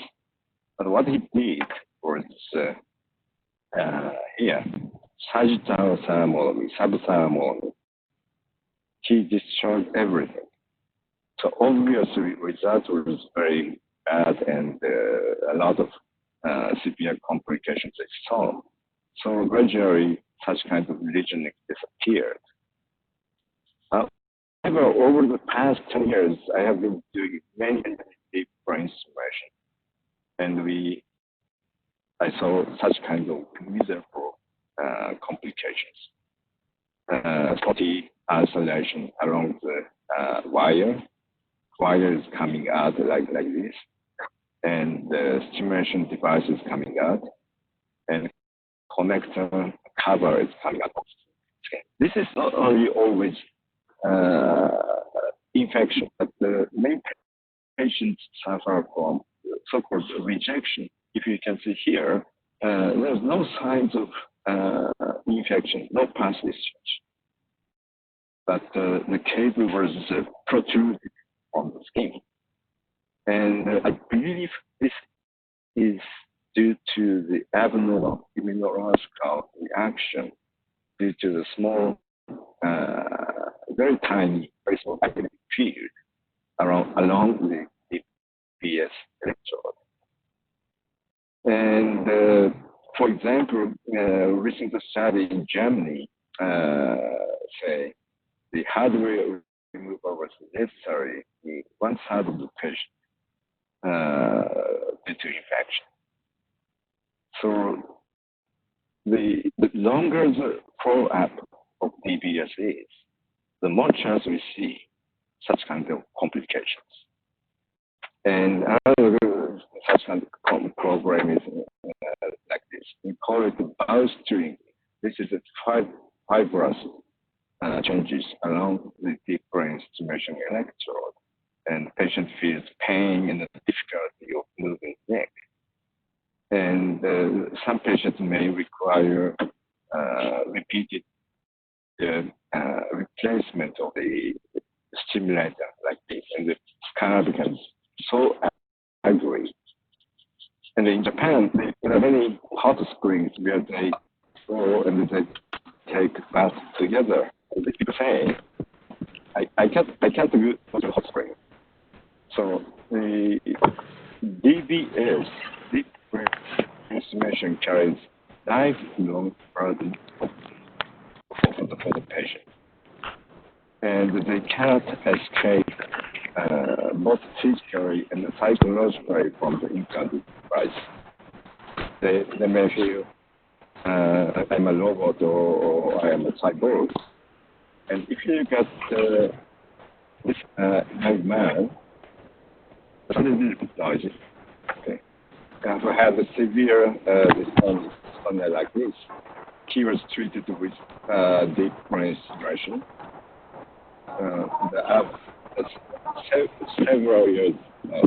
Several years later, the device was infected, and we had to remove everything.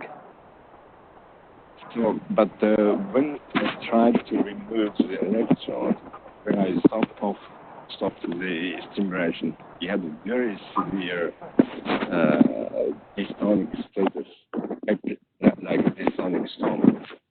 So I made a lesion through the DBS electrode here. This is a big lesion, bilateral monomer at the same time. And this is many years later, even 10 years later. He has no device, completely dependent, and he's working in a bank. There's no problem at all. So this is the very long 10-year follow-up of bilateral paidolomy through the DBS electrode. Because of this experience, I started lesioning. For example, unilateral paidolomy, the treatment of cervical dystonia. Just one unilateral. And the Toronto Western rating scale decreased about to half because it is unilateral. But this is, most patients have even with unilateral GPI groups lesioning. And if you look at this patient, she has a neck abnormal movements. Not only neck movements, but also she has bending body when she tries to stand up or when she tries to walk. Her body bending like this.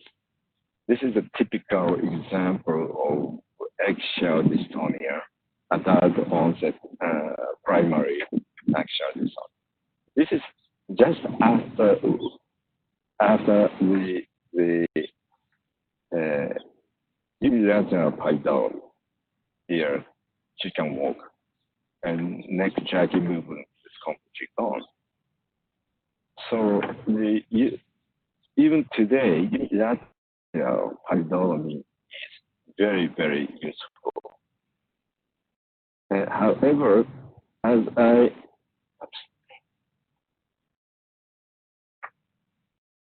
and this is another patient who had very severe jerky movements like this.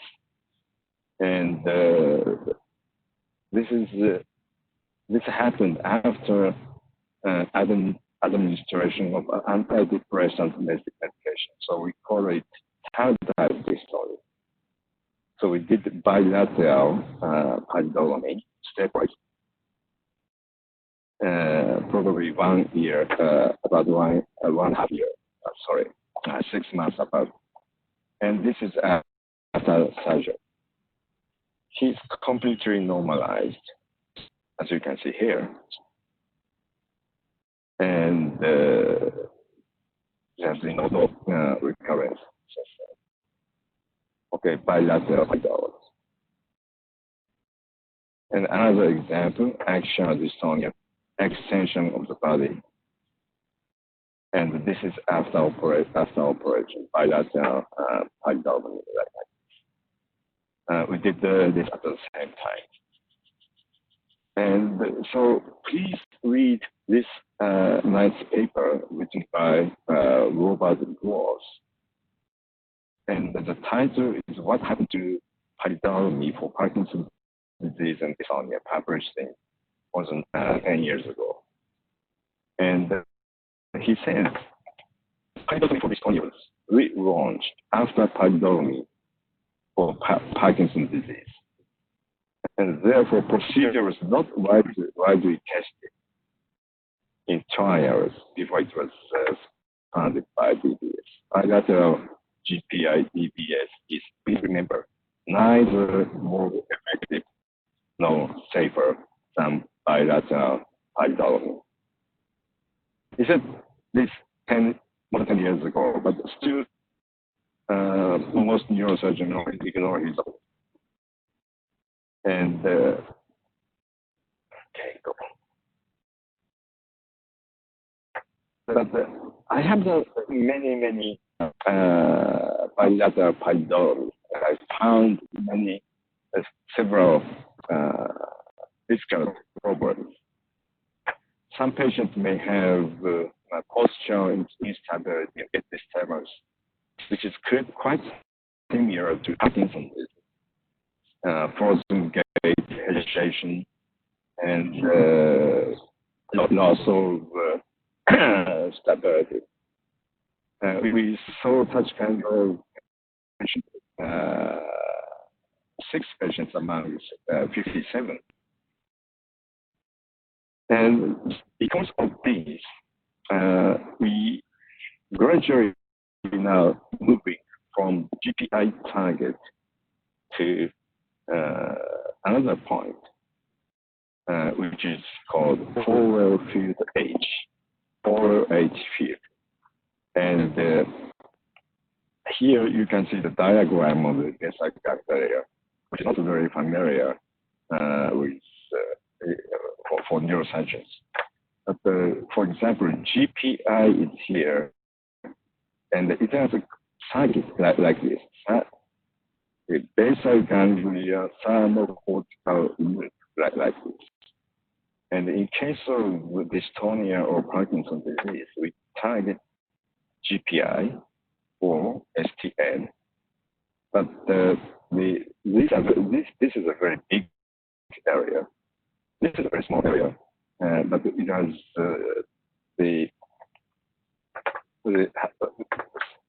something to do with the mental or psychiatric functions.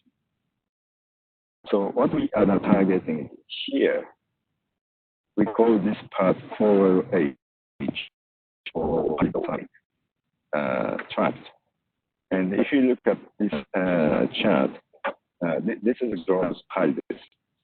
And the output of gross pallidus is one is alza lenticularis, which is shown in red like this. And we are usually, in case of GPI palidotomy, we are targeting this point, red point. But in case of severe patients, we might need wider intervention in the GPI, in which the lesion becomes bigger and internal capsule may be involved. Therefore,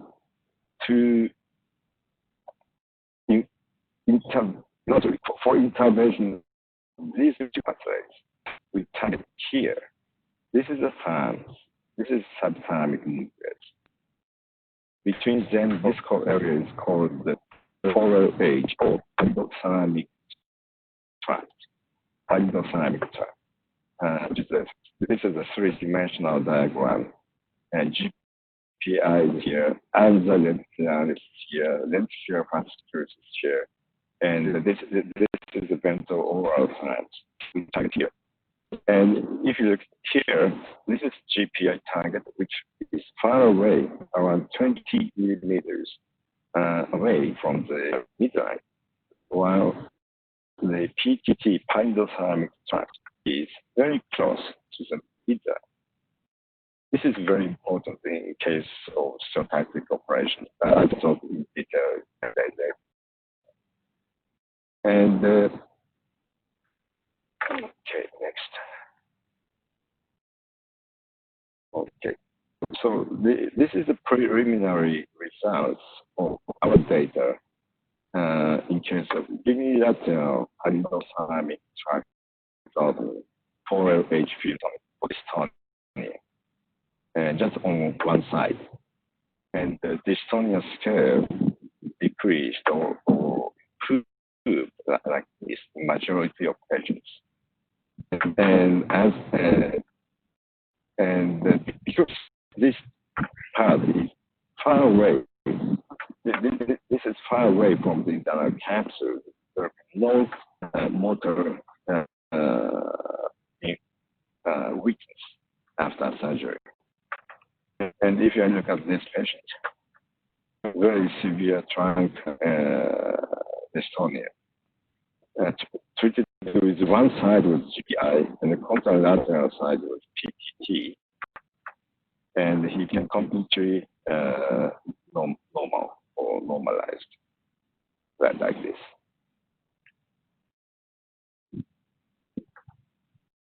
Okay, so this is a very striking effect. And this patient had severe, such kind of neck movement after treatment of pineal germinoma.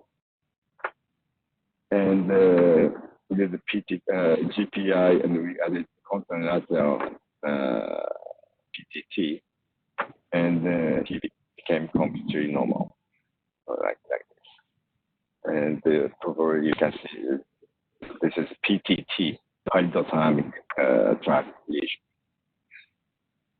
And okay, another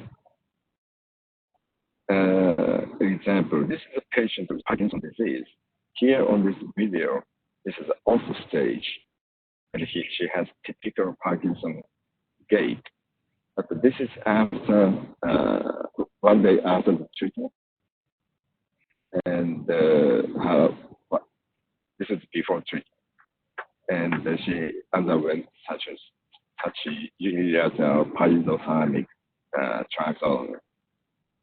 I'm sorry, video is a little bit slow, but and this is on this is after surgery, and this is on stage medication on, and she has such kind of dyskinesia, but which just disappeared immediately after surgery, unilateral lesion of endothalamic tract.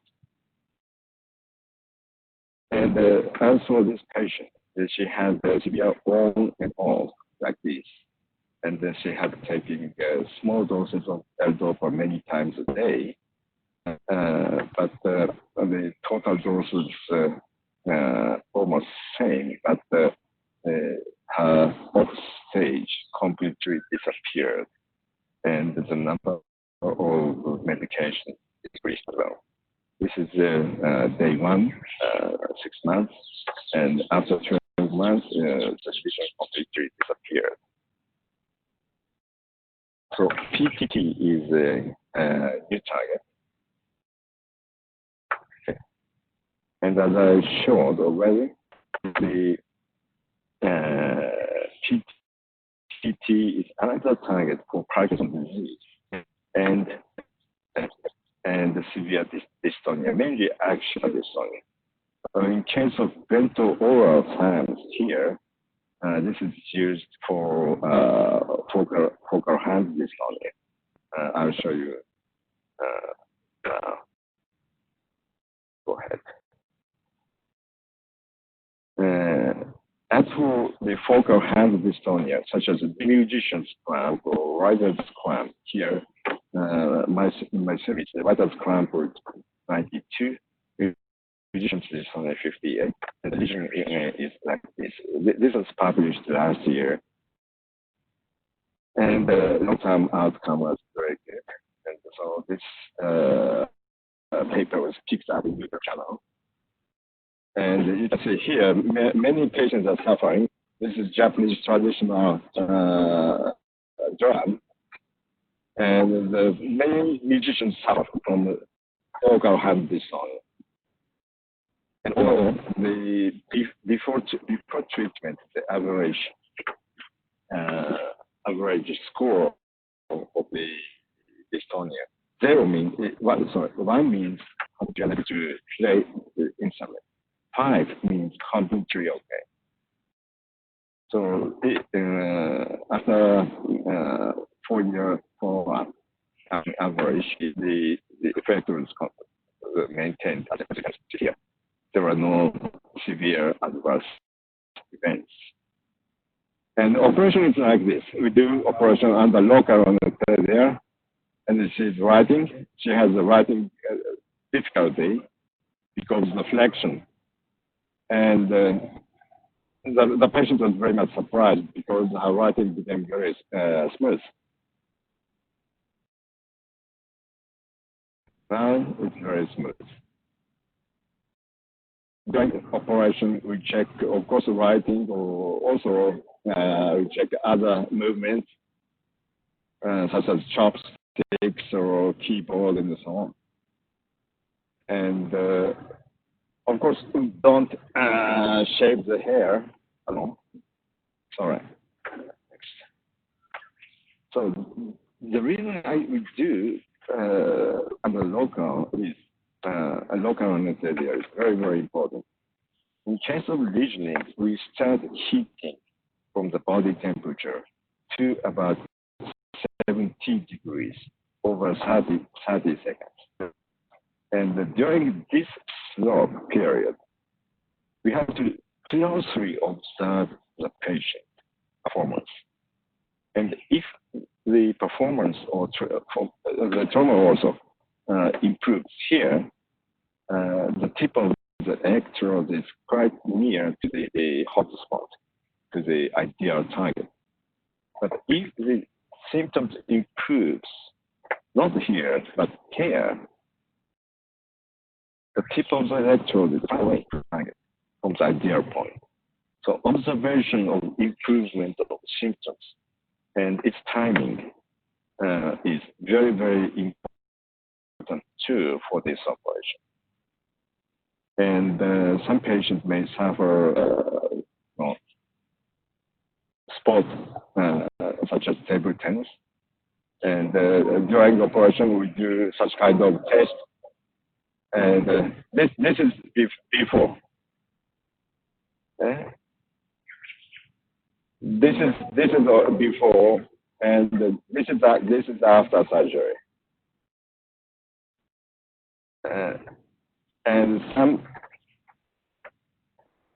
This patient has difficulty walking when he goes down the slope, the stairs. But when he goes up, it's completely normal. Only when he goes down the stairs, he has difficulty inversion of the foot like this. Or we also treat such kind of we call this is foot dystonia, inversion foot dystonia, focal dystonia.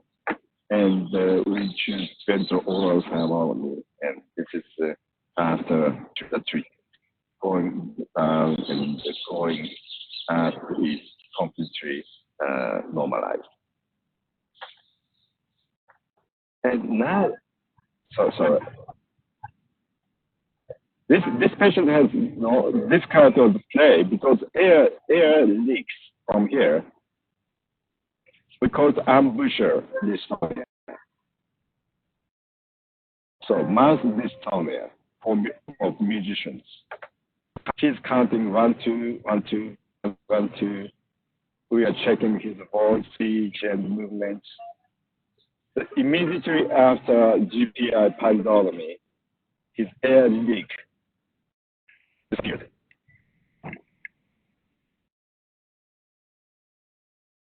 So this is a very interesting finding. This is completely immediate. This is a GPI lesion here. And okay. Next. Another example. Because of time, I don't go into details, but tremors,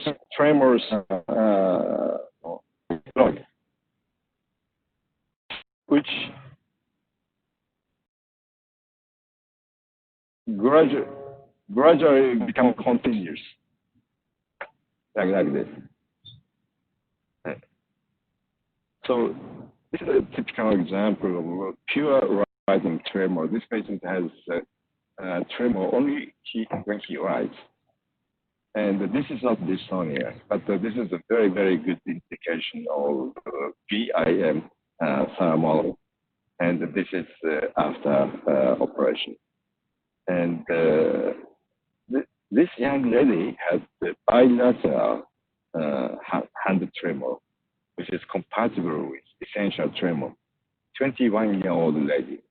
And many people say that the essential tremor occurs among elderly, older patients, but some patients start from, say, teens or 20s. And what I did was unilateral thermotomy first, and after 1 year, I made the second lesion like this.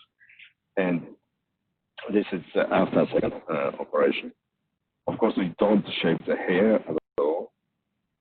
And okay, tremor is completely gone. Again, many doctors say the bilateral thermotomy is contraindication.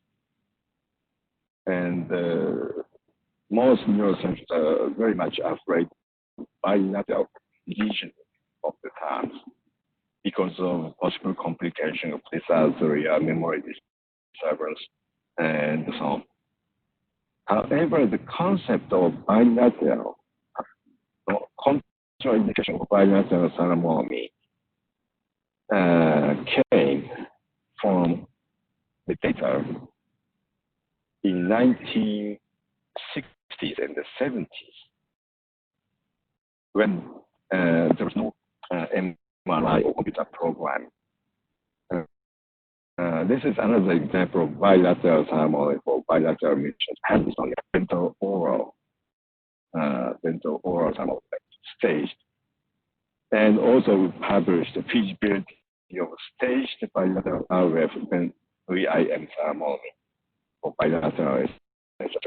Nowadays, with our hand, with modern technique, I mean the MRI guided computer programming, and this is quite safe. I must say, I don't hesitate bilateral procedure at all at this moment.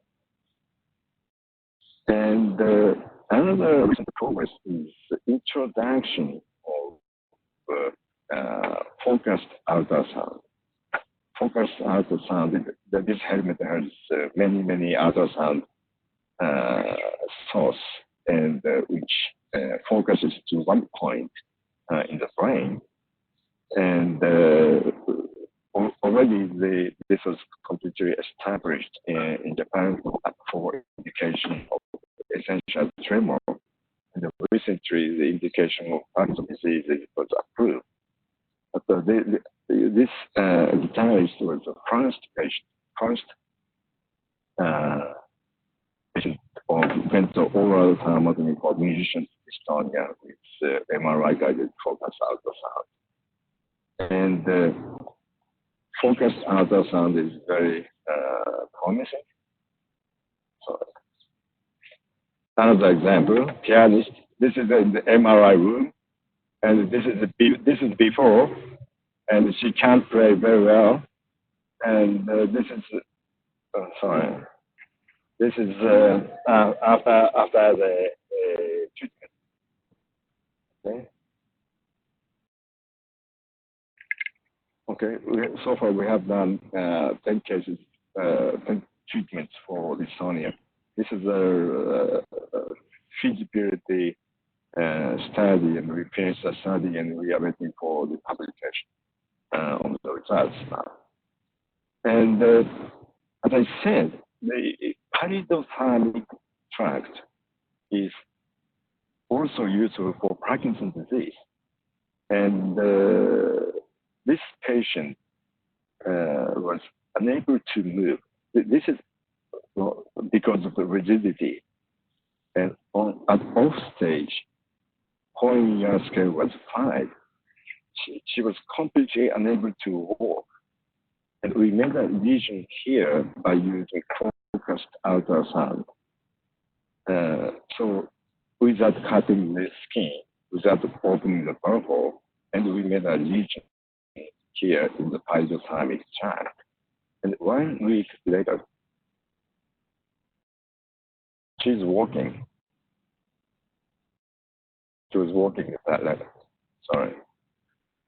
Video is slow, but okay. She became much better, even medication of state. So in near future, this is, I must say, we can overcome or we can give better results than subthalamic deep brain stimulation. And so I think this is almost my final slide. Radio frequency vision plays a very important role. It is safe and effective with modern technologies. And visioning, please remember, visioning can bring cure. Deep brain stimulation is just a separation of the condition. And pallidophonic tract for ages. And we can now say goodbye to deep brain stimulation. So thank you very much for your attention. And we have, this is Adi, and it's from Indonesia. Yeah, thank you very much indeed. Okay, thank you, Taira Sensei. Very nice presentation. I think there is some question from the participants, so we have maybe 5 or 10 minutes. First question is, people usually treat patients with dystonia with medical therapy first before surgery. If the medical management has failed, which is better, use lesioning or DBS procedure for surgery? Okay, of course, there are very few medications which is very effective for dystonia.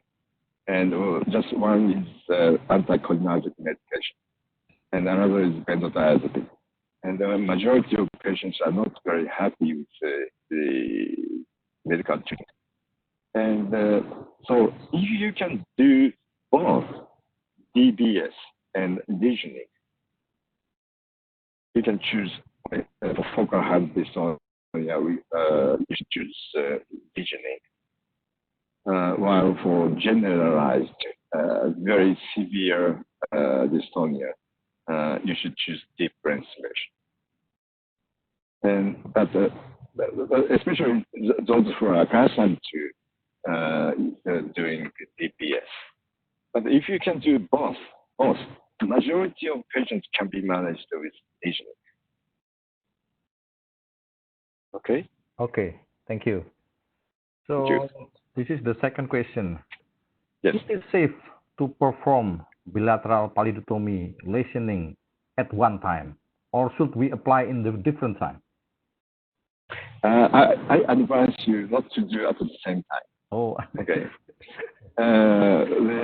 Stage. So you mean stage surgery?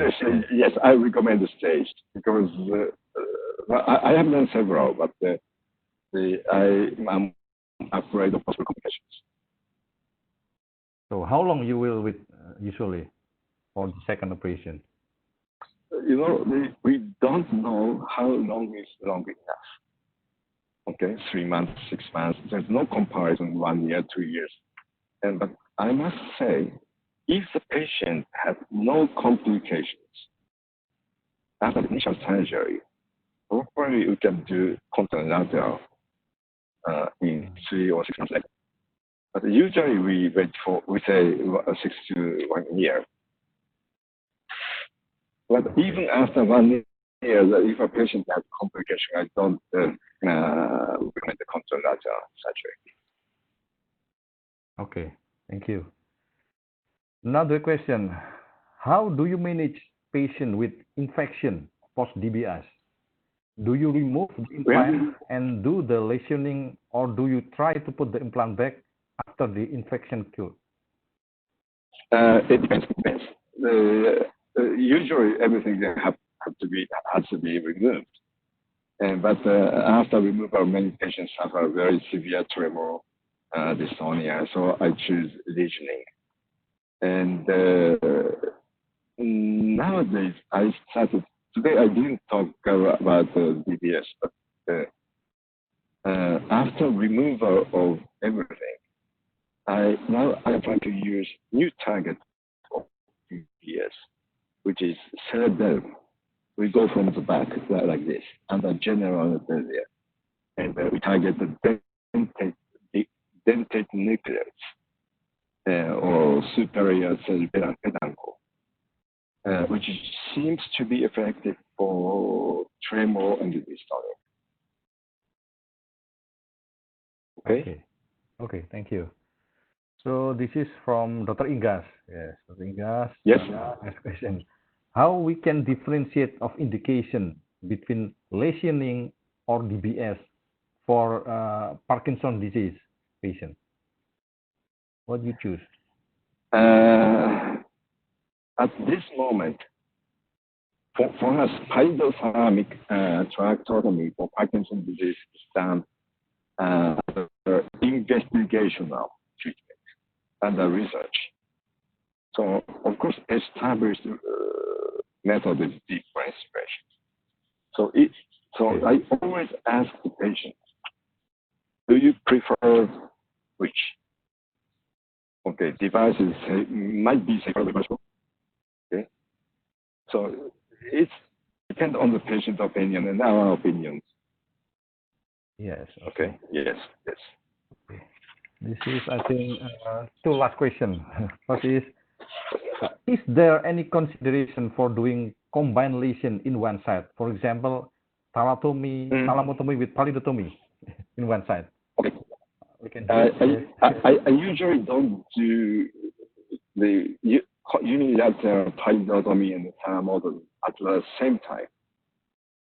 If we need both, it should be staged because the internal capsule is sandwiched. Okay. But in case of tremor and dystonic tremor, for example,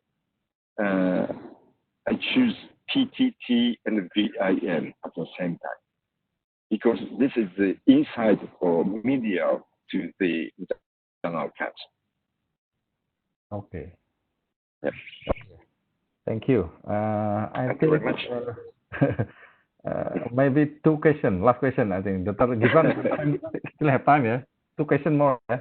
Okay. Doctor. Okay. So we have time? 1 minute, okay? Yeah, special for Prof. Taira. Yeah. So, is there any age consideration for doing lesioning? How old is the oldest the patient you treat? Yeah. Oldest patient was 86. 86. And essential tremor. Oh, I see. Okay. I don't know, the average lifespan in Japan is becoming longer and longer, and 80 years is young. Okay. And if a patient is completely not demented, physically fit, I don't hesitate to do operation even 82 or 85. Okay. I think this is the same as the changes of indication of hip joint replacement. If all the people had the hip fracture, hip joint fracture, the orthopedician needed to do the operation. Okay. Okay. Thank you, Prof. Taira. This is the last question for you. Yes. Yes. Last question. Yeah. Yes. I would like to ask, how do we decide which side to do palidotomy in axial or cervical dystonia? Okay, this is a very good question. Yeah. And so I always try to, which side is more dominant? We ask the patient to walk, and if many patients have laterality in the arm or shoulder or face. So if a facial twitch is more prominent, slightly more prominent on the right side, then I do the left. So even axial or cervical dystonia, they have laterality. We should find that. Okay. Cool. Yeah. Thank you, Taira, for your kind presentation, joining with us. Yes. Domo arigato. Domo arigato, Taira Sensei. Thank you very much. Thank you very much. Hope to see you next year in Indonesia again. Thank you. Yeah. Thank you very much. Okay. Now we move to next speaker. Is there any? Yes, we have the promotional video. Please.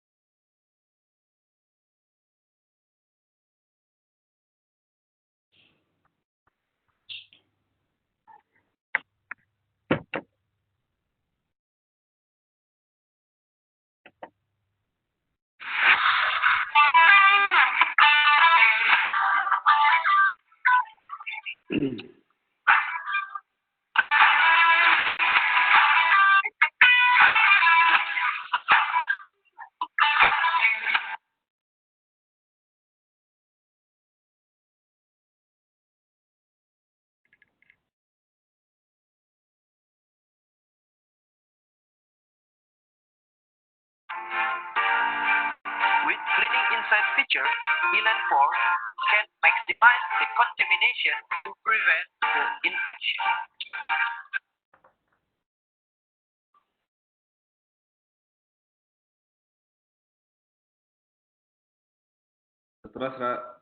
Okay. Okay. Thank you, Dr. Gibran. And now we move to the next speaker. There will be Dr. Renindra Ananda Aman from Jakarta, and his topic is the management of sphenoorbital meningiomas. So, Dr. Renindra, you have 20 minutes for your presentation. Please start. Thank you very much. Can you see the screen? Okay. We see clearly. Please make it larger. Okay. Larger. It's already maximum. Okay. Now it's okay. Maximum. So, good morning. Thank you very much. I would like to thank the committee for giving me the opportunity to share this topic, and I also would like to congratulate the INS for holding such an event. And thank you, Dr. Asra, for the opening. My talk is about the management of the sphenoorbital meningiomas. I'm from Department of Nursery, Universitas Indonesia, Dr. Cipto Mangunkusumo General Hospital, Jakarta.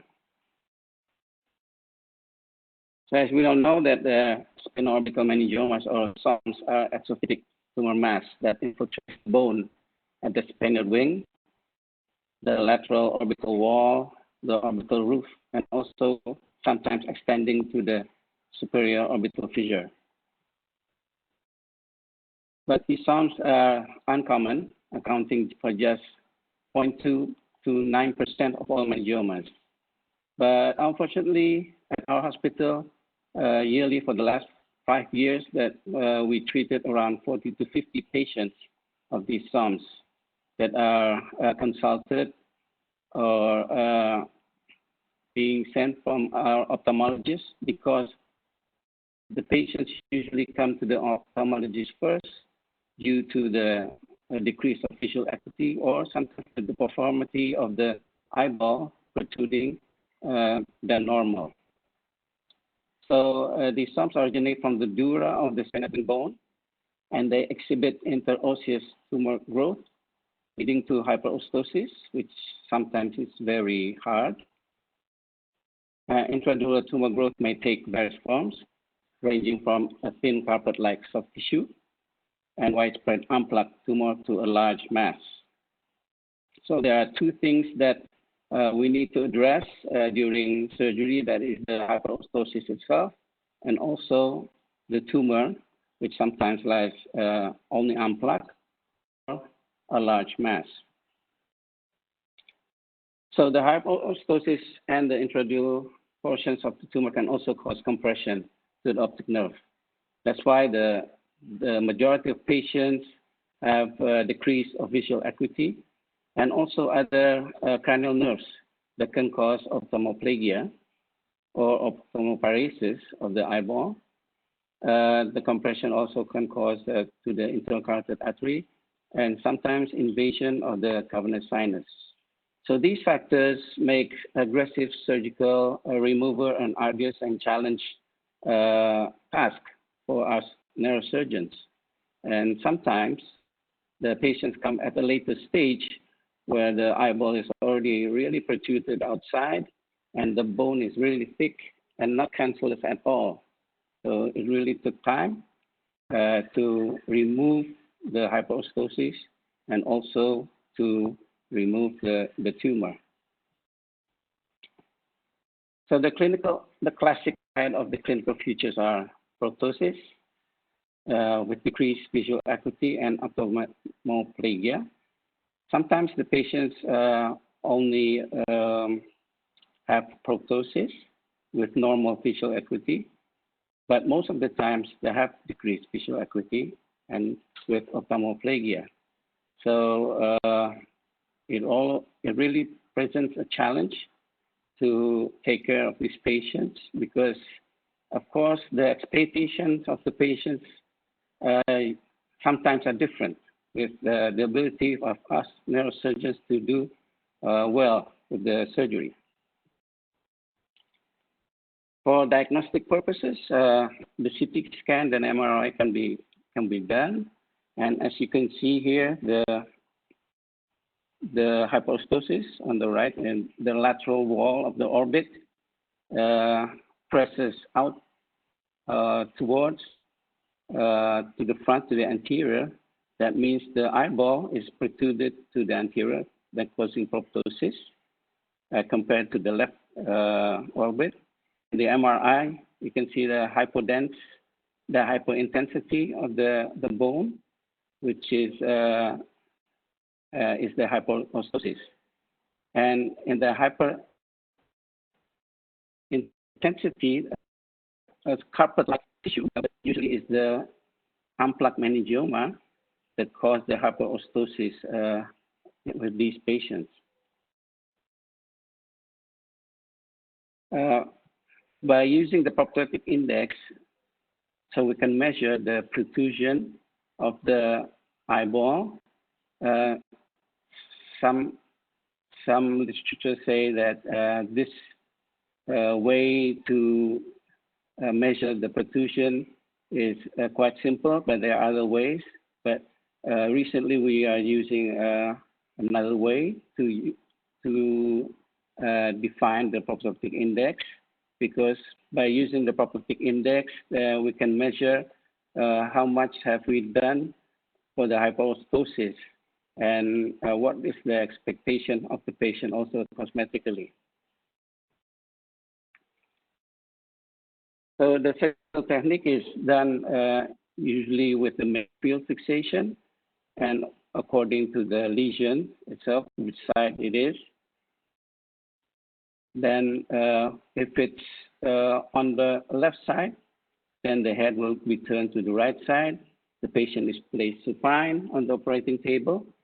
The head is rotated approximately 30 to 45 degrees to the contralateral side with the Mayfield head holder. But if there is no Mayfield holder, then it's okay to use a horseshoe head holder or sometimes a donut if there is no Mayfield. So it's not really an obstacle as long as it is very fixated and the head is not really moving. And the curvilinear incision is fashioned, so we can do a frontotemporal craniotomy with the skin incision and the pericranial flap and the elevation of the muscle to expose the bone, the thickening of the bone or the hyperostosis. As you can see here from the literature there in the left picture, you can see that the thickening of the bone, the hyperostosis in the temporal region. And this is one of our cases, is nearly the same. As you can see, the muscle is elevated far enough so we can see the margin, the posterior margin and the anterior margin. And also you dissect so you can see the rim, orbital rim, and the frontal zygomatic processes. So the standard incision is done, and the pericranial flap and the temporal muscle is elevated. In approaching the spinoorbital tumors, a standard frontotemporal craniotomy is performed is fashioned according to the size of the tumor.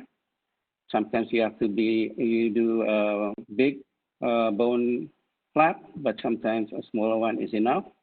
And the hyperostotic bone is resected with a high-speed cutting drill. Usually we do with the Rosen 4 millimeters or 5 millimeters. And the lateral orbital ball is removed until you get the periorbital fat and then the mini-orbital band. And also, you open the superior orbital fissure so you can decompress all the cranial nerves.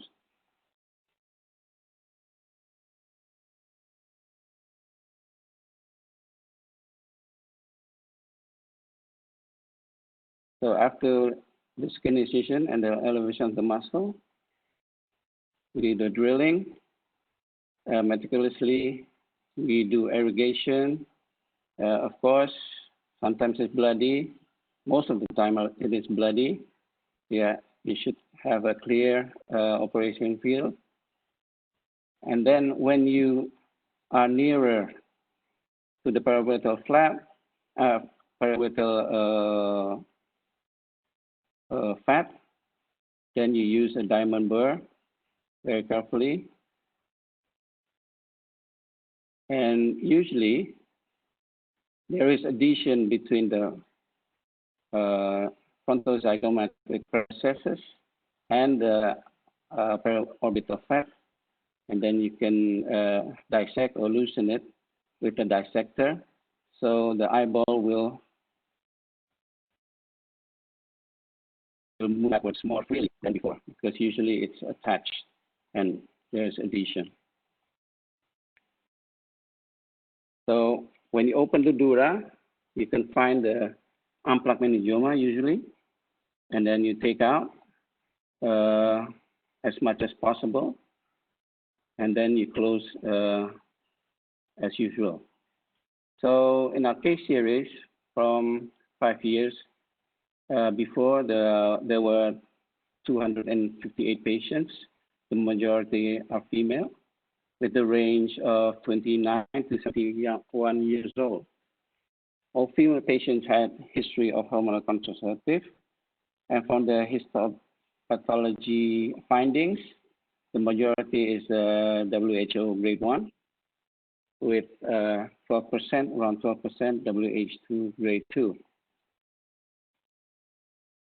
So the majority is between the age 41 to 50. Of course, there are old age patients also, above 60 years old, but only a minority. And the location is nearly the same, whether it's the right or the left. So there was a decrease in 145 patients of the proptotic index after the hyperptosis, but only 113 there was no change of the proptotic index. From the fundoscopic findings, there were 106 papular atrophy with 121 normal patients, and ophthalmophoresis, around only 20% patients had ophthalmophoresis. Regarding visual acuity, the majority were considered blind, unfortunately, because they were late to come to the hospital, and there was no significant correlation between pre or post-operative visual acuity. The complications that we had postoperatively, there were wound infections, around 1%, CSF leakage, cranial nerve palsy, and recurrence around 12% of the patients. Regarding the WHO grade 2 patients, they were sent also for radiotherapy for adjuvant therapy. So this is an example of the case of a female, 52 years old. As you can see, there is a hypostosis of the orbital wall, of the left orbital wall, and the proptosis of the left eye. And you can see in the bone window, there is a thickening of the orbital wall in the left side. And after surgery, the protrusion has decreased a little bit, but you can see the bone structure that was hypertrophic has been removed quite a lot. And during surgery, then you can see that the orbital fat is observed, and the eyeball is protruded or went back inside the orbital region. And another example of the female, 47 years old, and you can see the pre-op CT scan. There's a hyperostosis also in the orbital wall, of the left orbital wall, and the post-op surgery, that the orbital wall was completely removed. And post-operatively, sometimes you cannot see the difference, but the patient, with every day looking in the mirror, have said that there is a little bit improvement in the protrusion of the eyeball, of the left eyeball. So, in conclusion, the surgical resection of the sphenoorbital meningiomas and bone hyperptosis remains a challenge for neurosurgeons to achieve very good results. This is due because most of the patients come quite late with very severe hyperptosis and ophthalmophoresis, and also the decreased visual acuity. It's also a challenge to determine the goal for the surgery.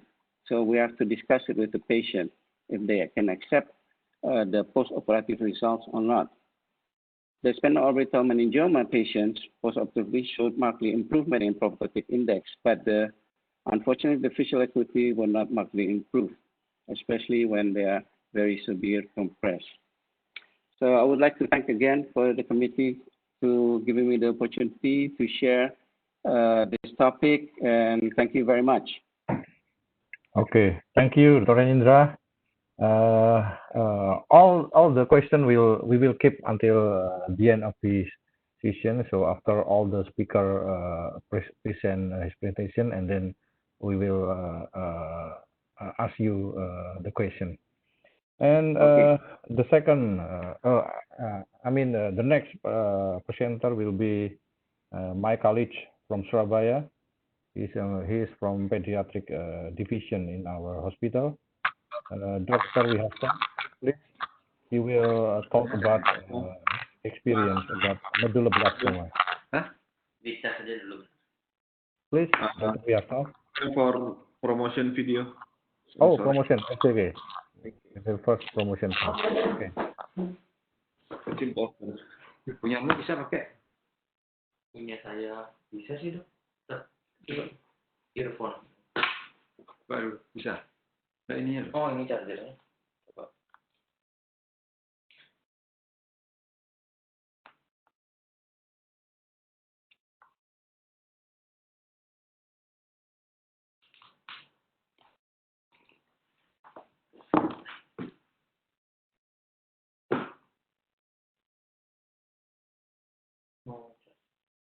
Oh, bisa dipakai langsung apa enggak?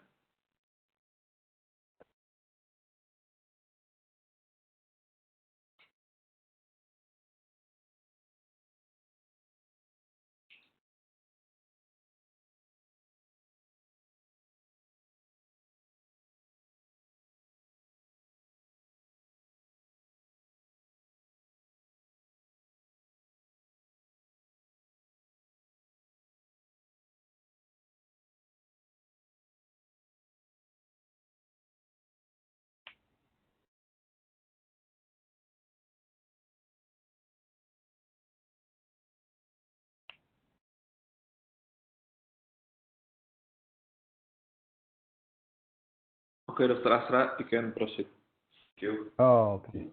Thank you, Dr. Gibran. So the next speaker will be Dr. Wihasto from Surabaya. Please, Dr. Wihasto.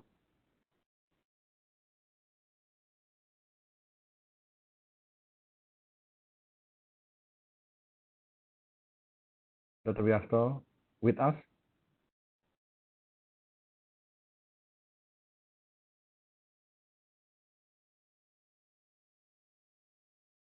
Dr. Wihasto, can you hear me?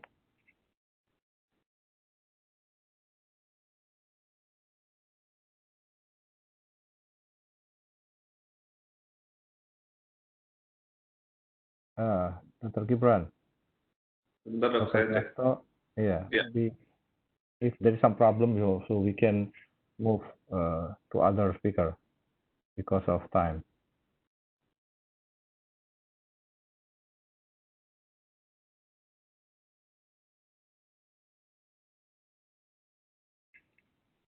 He with us or there is some connection problem? I think Dr. Wihasto has... Yeah. I think Dr. Wihasto still having a problem. Dr. Asra, we can Okay. proceed Dr. to... Wawan, I think, okay, I'm sorry. Maybe some difficulty of the connection with Dr. Wihasto. And then we change the time to Dr. Wawan Mulyawan. He will present with the title Percutaneous PRF Sympathectomy for treating phantom limb pain. Please, Dr. Wawan. Okay, thank you, Mr. Chairman, Dr. Asra Al-Fauji, and also the Secretary of the venue, Dr. Gibran. Thank you to Indonesian Neurosurgical Society for this opportunity for me to present this initial result about the percutaneous pulse radiofrequency sympathectomy for treating the complex regional syndrome and also for the phantom limb pain. Can I present my PowerPoint? Okay, next. It's not available.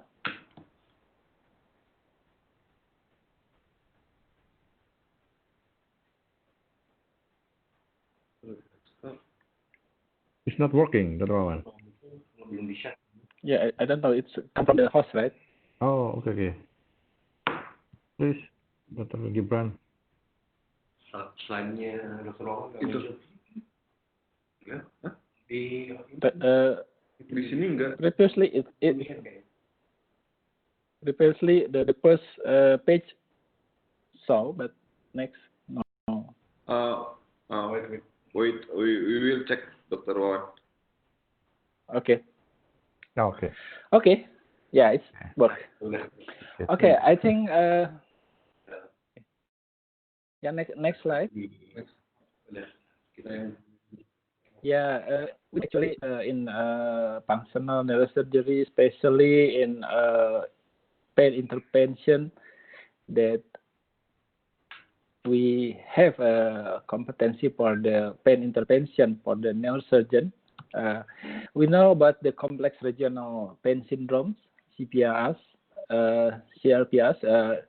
It is the chronic painful condition that affect the arm, legs, hand, or also feet. It's almost always occur after an injury to a limb, and the main symptom of the CRPS is pain that is stronger than the injury would seem to cause. And we know also that how bad the injury not affect how likely to get CRPS. Okay, next slide.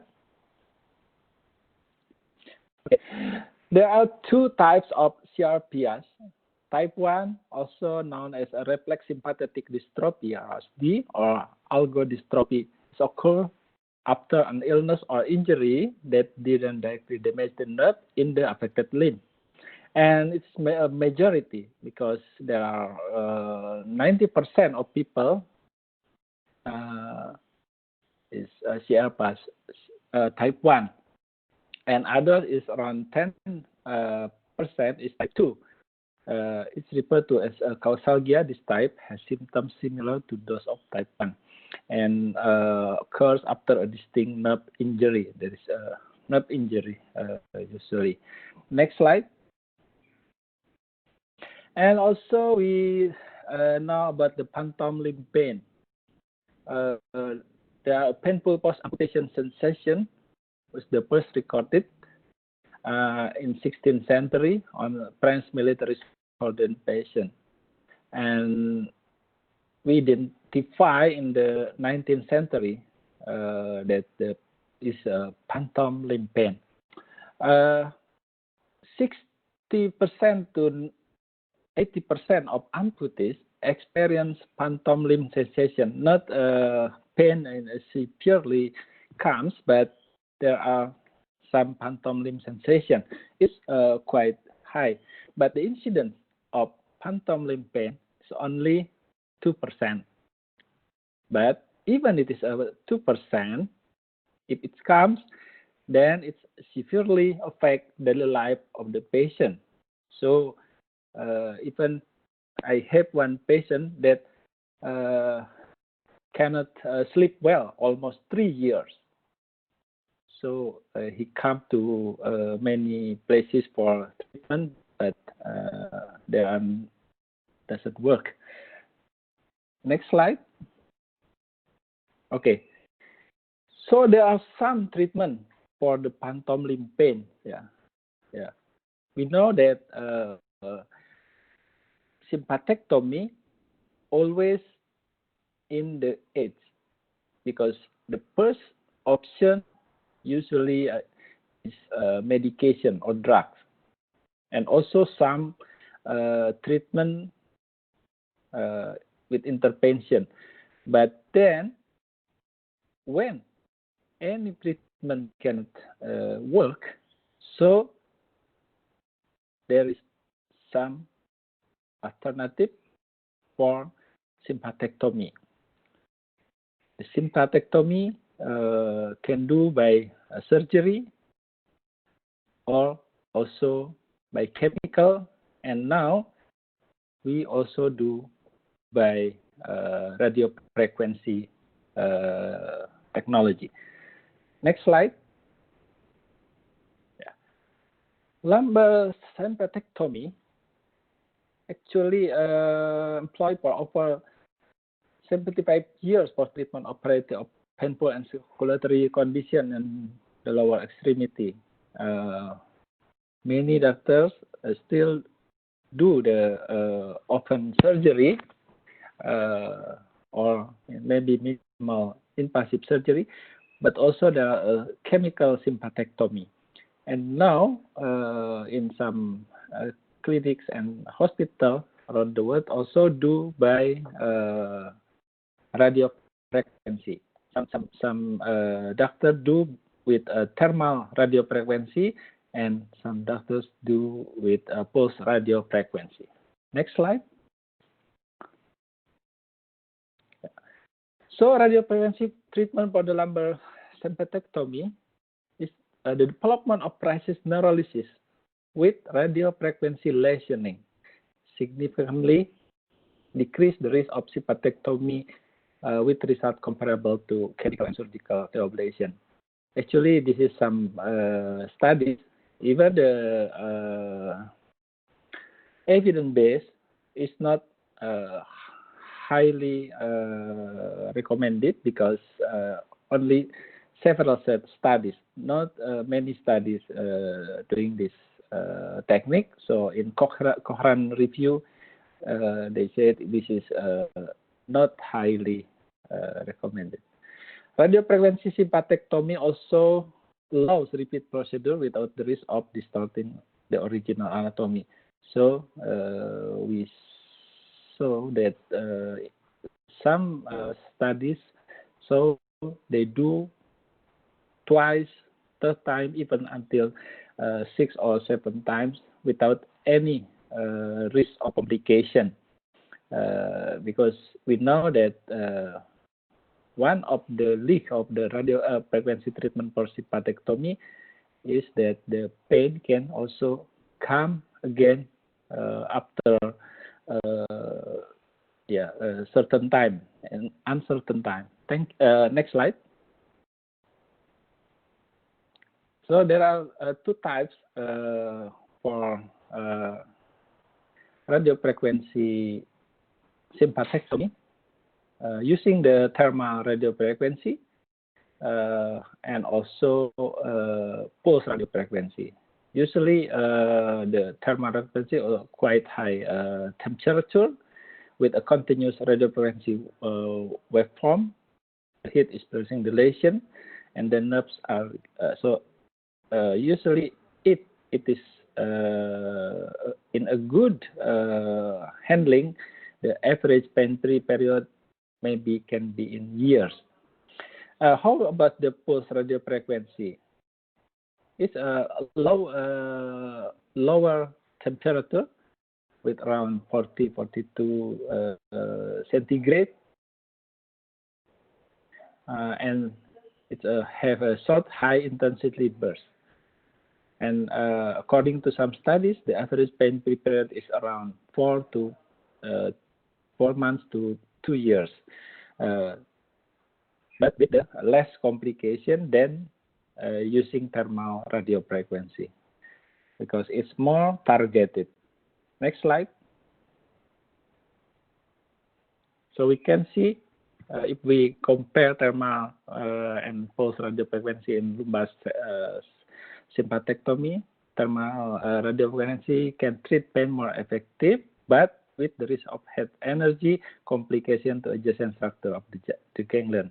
And the pulse radiofrequency is a safe and effective method for treatment of the chronic pain, but the time for the recurrence is not so long like for the thermal radiofrequency.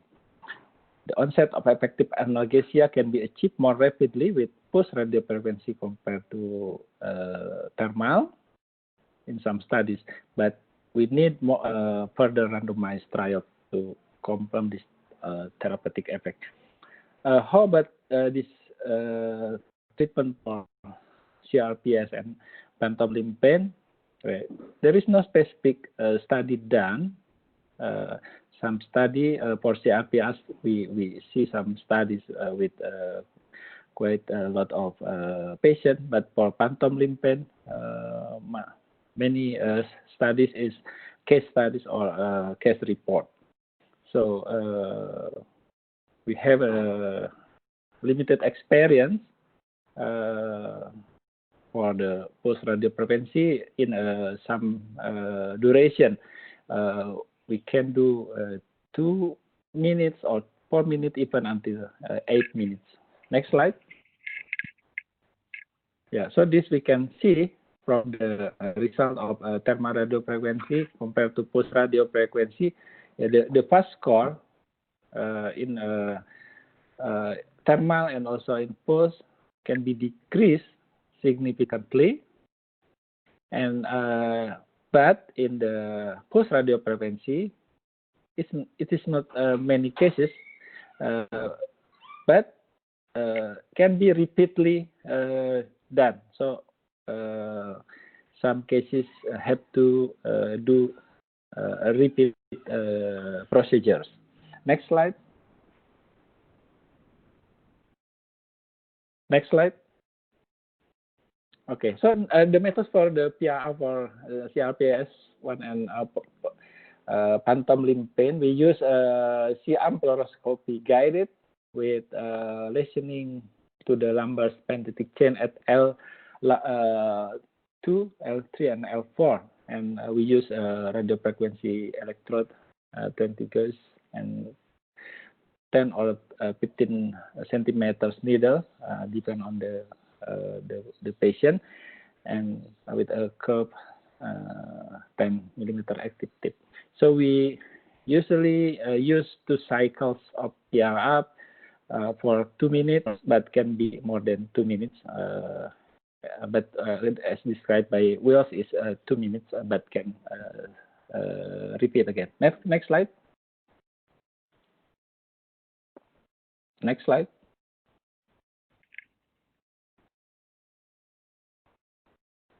Next slide.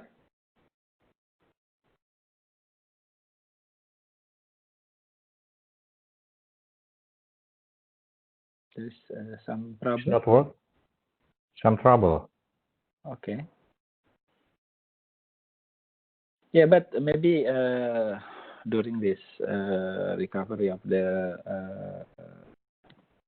slide, I want to explain that we have not so many cases. We only do 2 sympathetic percutaneous pulse radiofrequency sympathectomy for phantom limb pain, and 1 for the CRPS type 1. The first case, yeah, for the CRPS, it is a case that developed CRPS 1 after cervical laminoplasty surgery of PLL. The patient already decompressed very nice laminoplasty, and also there are recovery for the motoric and also other symptoms, but then the patient has pain in the left leg, and we treat with some non-steroid anti-inflammation and some like pregabalin, everything, but cannot work. And then finally we do the sympathectomy with pulse radiofrequency. Next slide. So we can see the PAS score is quite good, but it is only after 6 months. We don't have any data after this 6 months. Next slide.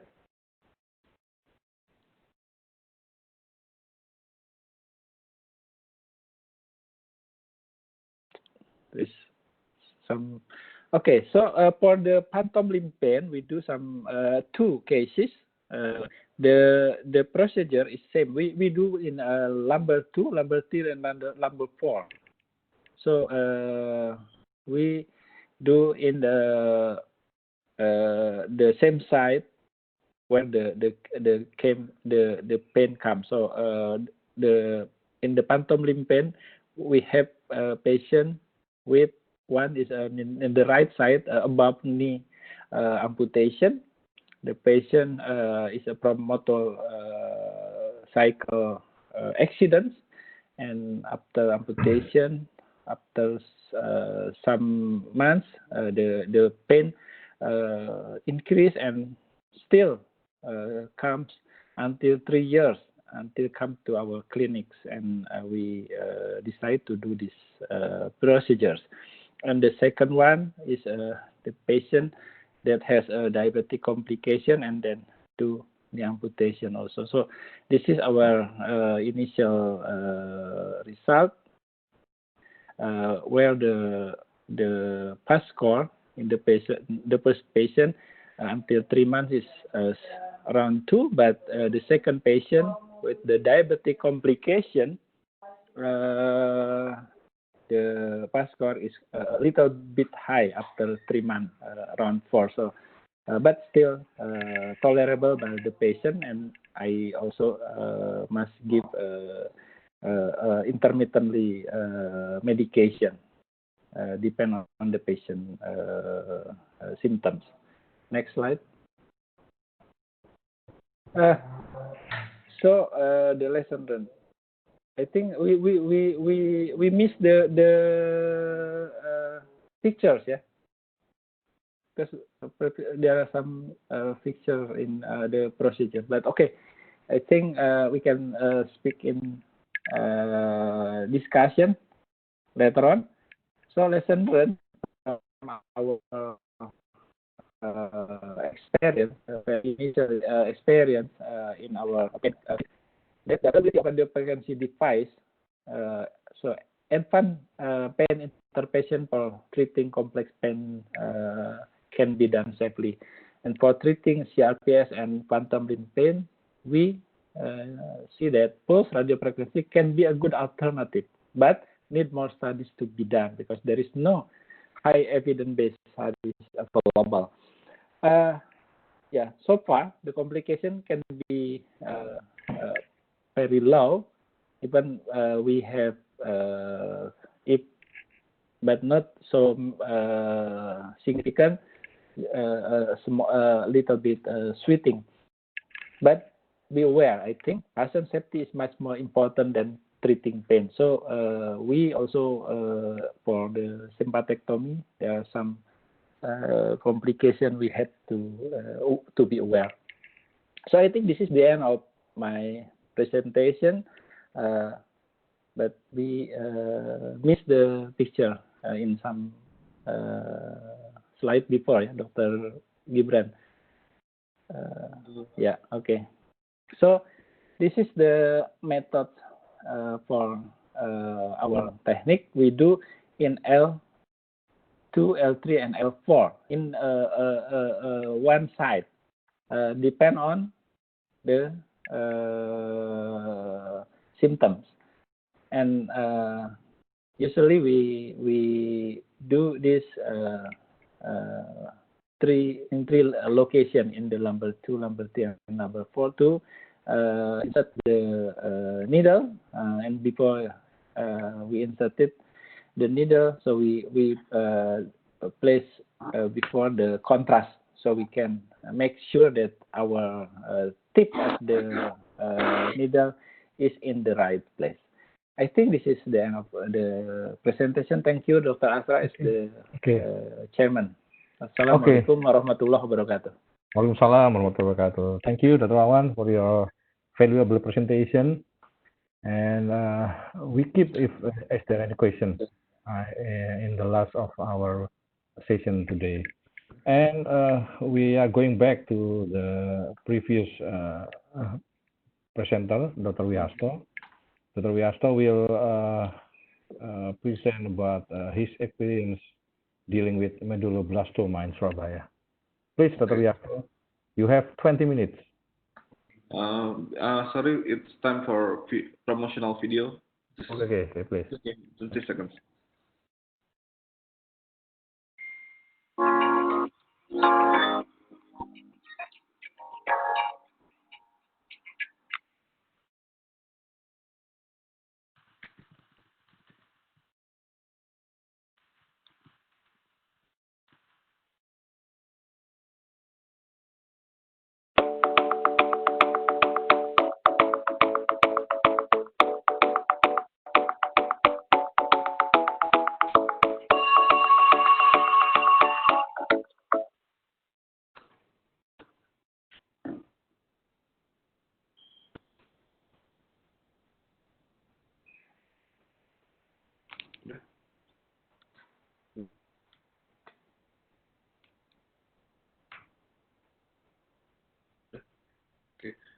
Okay, Dr. Asra, you can sit. Okay, yes. Yeah. Okay. Okay, please, Dr. Wiasto. You are ready? Yeah. Okay, please. You can start. 20 minutes. Thank you, Dr. Asra, and all the committee of this young and innovative neurosurgeon. Thank you for inviting me to present a case about the medulloblastoma and its issue in cerebellar mutism syndrome. Let me share my screen first.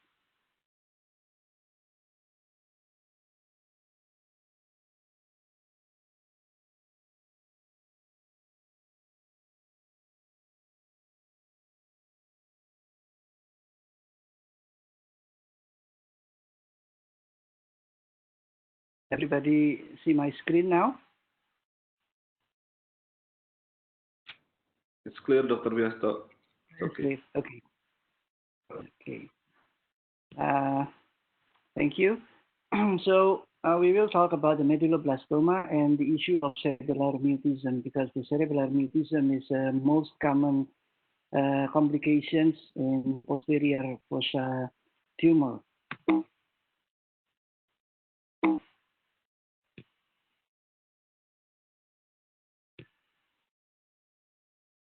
Okay, the medulloblastoma is the most common malignant childhood brain tumor and is now considered as WHO grade 4 tumor in children. And the peak diagnosis is usually in a range of 6 to 8 years of age, although it can occur in a later life, like in some adulthood individuals, in an older individual. Histopathologically, medulloblastoma is an embryonal tumor, and it comes from the cerebellum, especially from the Fermian area, and is suspected from various discrete neuronal stem or progenitor cell populations during early life.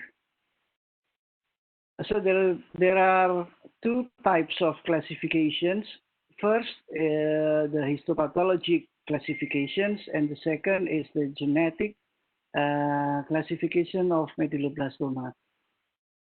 We use mostly for the WHO based on the histopathology, but now some researchers and neurosurgeons are moving to the genetic classification of this medulloblastoma. So the classic medulloblastoma, genetically known as a WNT, wingless type pathway activated medulloblastoma, and then the second genetic type is sonic hedgehog, SHH, and it resembles the desmoplastic or nodular medulloblastoma. And then the medulloblastoma with an extensive nodularity, it resembles genetically with the non-SHH and non-WNT. And then there are the genetic group 3 and group 4, which are the highest grade of the medulloblastoma. And histologically, it will appear as large cell or anaplastic medulloblastoma, or otherwise non-specified.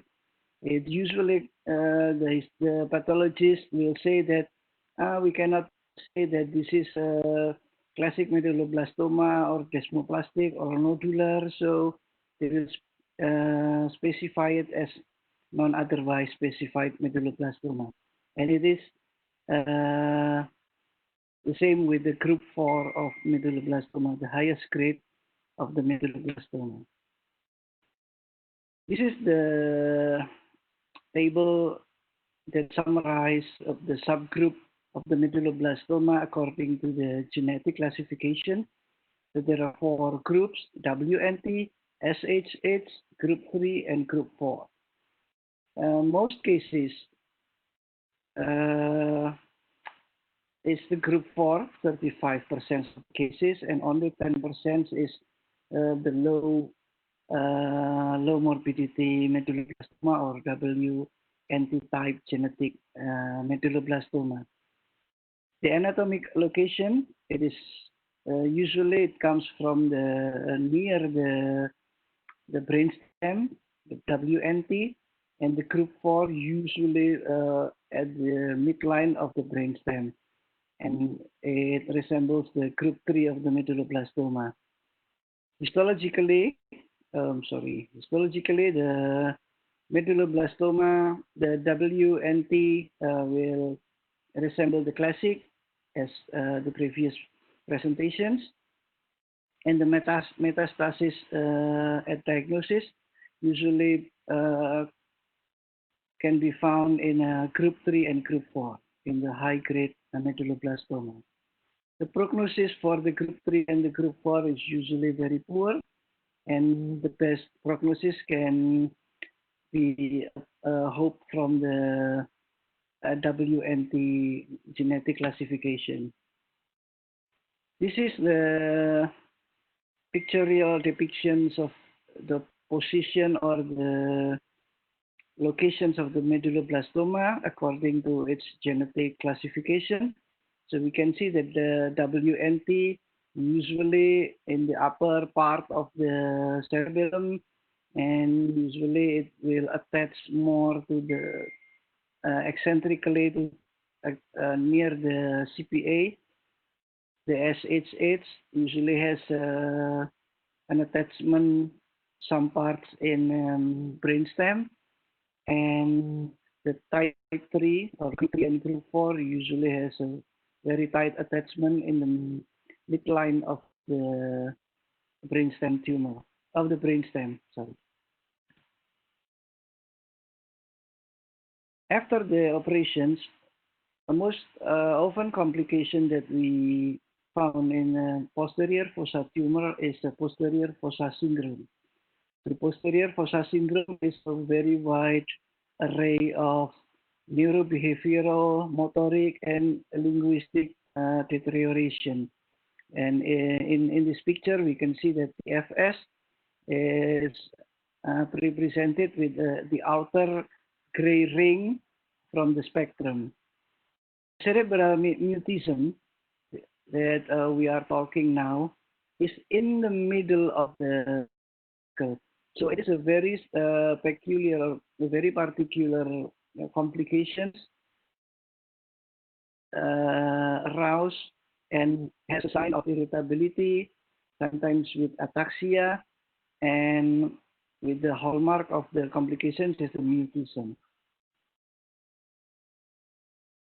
So this is the core features of posterior fossa tumor surgery in any type, not only medulloblastoma, but in several publications and several research. Medulloblastoma is a non-modifiable risk of the posterior fossa cerebellar mutism. It occurred usually after 1 or 3 days post-surgery, and has a limited duration that we call the transient mutism. But sometimes we can find it will last for weeks until 6 months. And usually it will be followed by severe dysarthria, which recover completely within around 1 to 3 months. So what is the cause of the theory?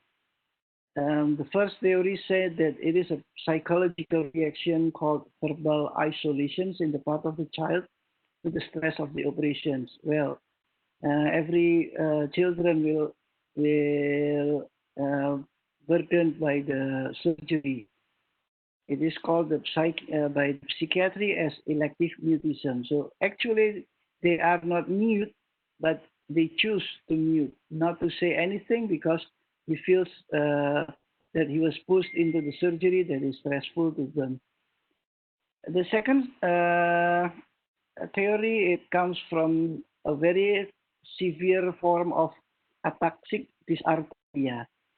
So he cannot move his tongue, or he cannot coordinate how to articulate the vocab or the word. So he cannot, he has a handicap in articulating any sounds. And the third theory, the absence could be the sign of cognitive dysfunction. And it is related to the connections from neodentate to the Broca area. Which one is true? Well, and nobody knows. Until now, all the neurosurgeons and all the researchers still look for what is the real cause of the cerebellar mutism. So this is the correlative anatomy and radiology of the neodentate to the cortex area that causing an ataxic dysarthria or inability to produce good articulations or verbal or even a cognitive dysfunction.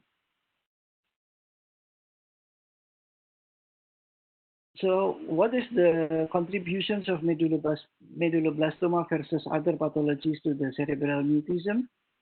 Van Kellenberg and other researchers like Van Villen that published the most recent publication, he said that medulloblastoma by far the most likely to cause cerebellar mutism in pediatric. Other pathology will have a lower grade of cerebellar mutism, and they will have no mutism after the surgery. And medulloblastoma, they say they have 2 or 3 times higher risk than the astrocytoma or ependymoma in the same locations of the tumor. Midline and non-midline lesion. Cerebellar mutism can occur after the resection of midline tumor. This is usually come with the genetic group 3 and group 4 that we know previously. It attached to the midline of the fermion and the brainstem. The risk is 6.7 times higher in one study and 8.2 in another study. And most authors believe that cerebellar hemisphere lesion do not play a significant role in cerebellar mutism. So if we found tumor in the midline, so we can expect that the boy or the girl or the kids will have cerebellar mutism, and it has to be informed previously, so the parents will not be surprised with the results of the operations. Bilateral versus no dentate injury. The first theory is that the dentate injury will cause cerebellar mutism. Yes, bilateral damage of the dentate nuclei is critical factor for the CM, and CM developed in the children with preoperative language impairment where both of the dentate was distracted by the tumor or compressed by the tumor, so they will lose their language ability in 90% of the cases. And in cerebellar mutism without dentate injury, it may caused by the edema or the infarction after the operation. Sometimes we need to sacrifice 1 or 2 vascular that we do not know it will cause an edema or infarction in part of the dentate nuclei that will cause CM. Vermian splitting or non-splitting technique. So now there are 2 techniques, 2 approach to the posterior fossa tumor. We split the fermion or we do not split the fermion. Otherwise, we will split the the fellow medulla. That's what we call a telofellar approach. Each of the technique will have its advantage and disadvantage. But CMS will occur mostly after fermion splitting. Although the telofellar cannot provide significant advantage in prevention of CMS tumor, but some still believe that telofellar is still safer than the fermion splitting technique. But somehow, the telofellar approach has some disadvantage, like the weight of the surgical operation. They cannot reach the upper part of the tumor or cannot go up to the aqueduct of Sylvian. But in an experienced surgeon, they still can do all of the technique, all of the approach that we can do with fermion using the telofellar approach.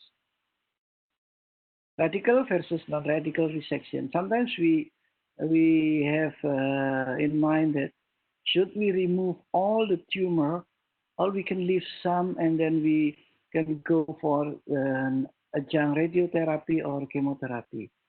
There is no association between complete resection and CMS. So in medulloblastoma, we suggest to do as much as radical as possible to remove the tumor, because gross total removal has a lower risk of recurrence other than a subtotal removal. So a more aggressive surgical technique, although it will increase incidence of CMS, some surgeons believe so, but actually you do the radical or non-radical, the CMS will occur. The molecular subgroup, how does the molecular subgroup contribute to the CMS? They say that group 4 and group 3 is at the highest risk. We know that the locations and the attachment to the brainstem and the injury to the both sides of the dentate will risk the kid to the CMS. And the SH8 tumor had the lowest risk of CMS development. Does tumor size matter? Yes. It's increased in tumor size by 1 centimeter in the medulloblastoma group. Only in medulloblastoma group, it will increase 1.5 to 1.7 odds ratio to develop mutism and subsequent dysarthria.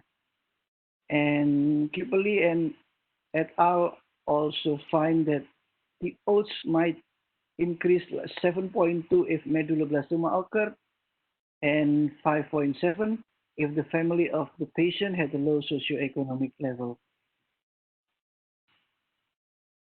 So this is the risk for CM in medulloblastoma that we need to consider, and we need to inform the family if we found one radiologically or intrasurgically. The significant risk factor is first, brainstem involvement, usually in a type 3 or type 4 genetic classification of medulloblastoma, midline tumor, and the medulloblastoma tumor type. And the possible significant risk is pre-op language impairment. If the kid already have a language impairment, then they will develop a CM more often. Radical resections, although it is still possible, but radical resection is now still the ultimate goal of the medulloblastoma surgery. Vermian incisions rather than the telovelar approach, and large size tumor. While most of the kids came to us in a very big tumor, more than 3 centimeters of size, of course, the possibility of having the CM after the surgery has to be informed to the family. This is the rate of cerebellar mutism and posterior fossa syndrome and medulloblastoma in our hospital. So we do the 65% gross total resections. Mostly can be removed, but in 35% of the cases, we cannot remove all because it attaches very tightly to the brainstem and it may cause unwanted injury if we do the gross total resection. Most of the resection we choose CUSA, only 25%, usually due to the unavailability of the CUSA, or we decide not to use the CUSA because we can use only the suctions or aspirator or using a piecemeal type of surgery.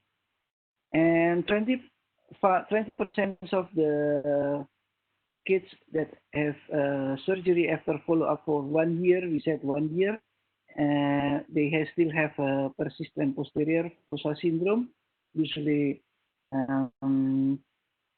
will be will be presented by the mutism itself and ataxic or imbalance cerebellar sign. And we have 40% of transient cerebellar mutism that will completely recover after 3 to 6 months. Thank you very much for the time, and we can share the discussions for the next class. Thank you very much. Okay. Thank you, Dr. Wiasto.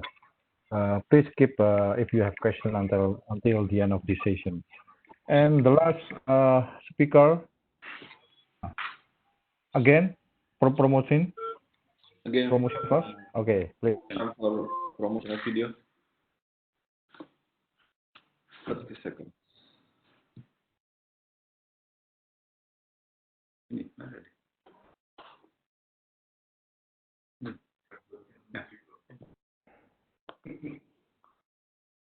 Siap-siap lagi, Bro. Kita kasih timer aja.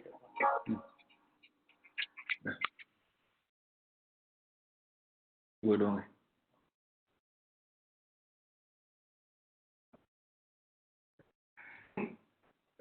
Jadi gue dulu.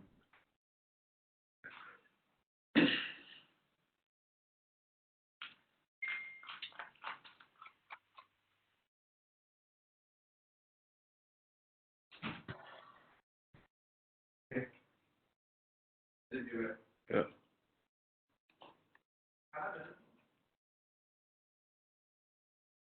Okay, Dr. Asra, thank you. Okay. Thank you. And now, finally, we will. Dia yang saya. The last presenter will be Dr. Nyoman Golden from Denpasar, Bali. His title is the Transcranial Surgery for Skull Base Tumor in the Development of Endoscopic Skull Base Surgery. Please, you have 20 minutes, Dr. Golden. Thank you, Mr. Chairman. Can you hear me? Yes, we can thank hear you.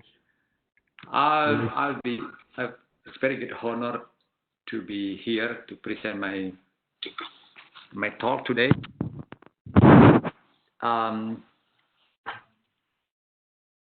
This talk probably a little bit, irritating. I will talk about transcranial surgery for skull base tumor.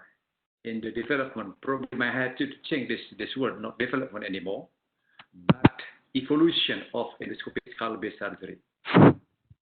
So I'm not a skull base surgeon really, but I'm a surgeon that interested in dealing with the skull base tumor. I would like to show that whether this transcranial surgery still has its role to remove this tumor in the skull base. I got this email, and I think that we will have this webinar tonight. And I think that the microscopic surgery is still important in the evolution of the endoscopic surgery. I would like to talk about the principle of skull base surgery. I think all of you already know about this. And I think that we have worked as a team because this tumor is extended to different directions, and then we need another surgeon to be involved in removing this tumor. And to avoid any brain destruction, we have to sacrifice amount of bone, especially for the malignant tumor that maybe I want to follow the oncologic principle that to resect the tumor in the safe margin. And the next is, if possible, you can do your best preference, your best experience to select or to choose what the proper surgical approach that use to remove this tumor. Of course, to avoid any complication related to the approach. And the last is the preservation of the function, especially for the benign tumor. That we have to do some effort to preserve this function. And then for the malignant tumor, of course, that the function may be already lost, and then we remove such big bone, big soft tissues, and then there will be big defect left by the tumor, and then we need other specialists to help us to close the defect. This is the pioneer of skull-based surgery in the 20th century. This skull-based surgery developed by ENT surgeon, especially for the tumor in the sinus, parasinus nasal, neurosurgery for a tumor in the skull base that mostly removed through transcranial, and maxillofacial surgery for tumor in the maxillofacial or for correcting the fracture of the maxillofacial. And at the beginning, they independently developed their approach. And now I think that many neurosurgeons work together with ENT surgeons, especially to those who do mostly endoscopic procedure. This is I think, just to describe that the left side is corridor for the transcranial approach with many different approaches available. And I do not talk this in this session. I don't give any data or analysis. I just present what I have done. And the right side is the corridor for endoscopic procedure. I think that everybody knows this.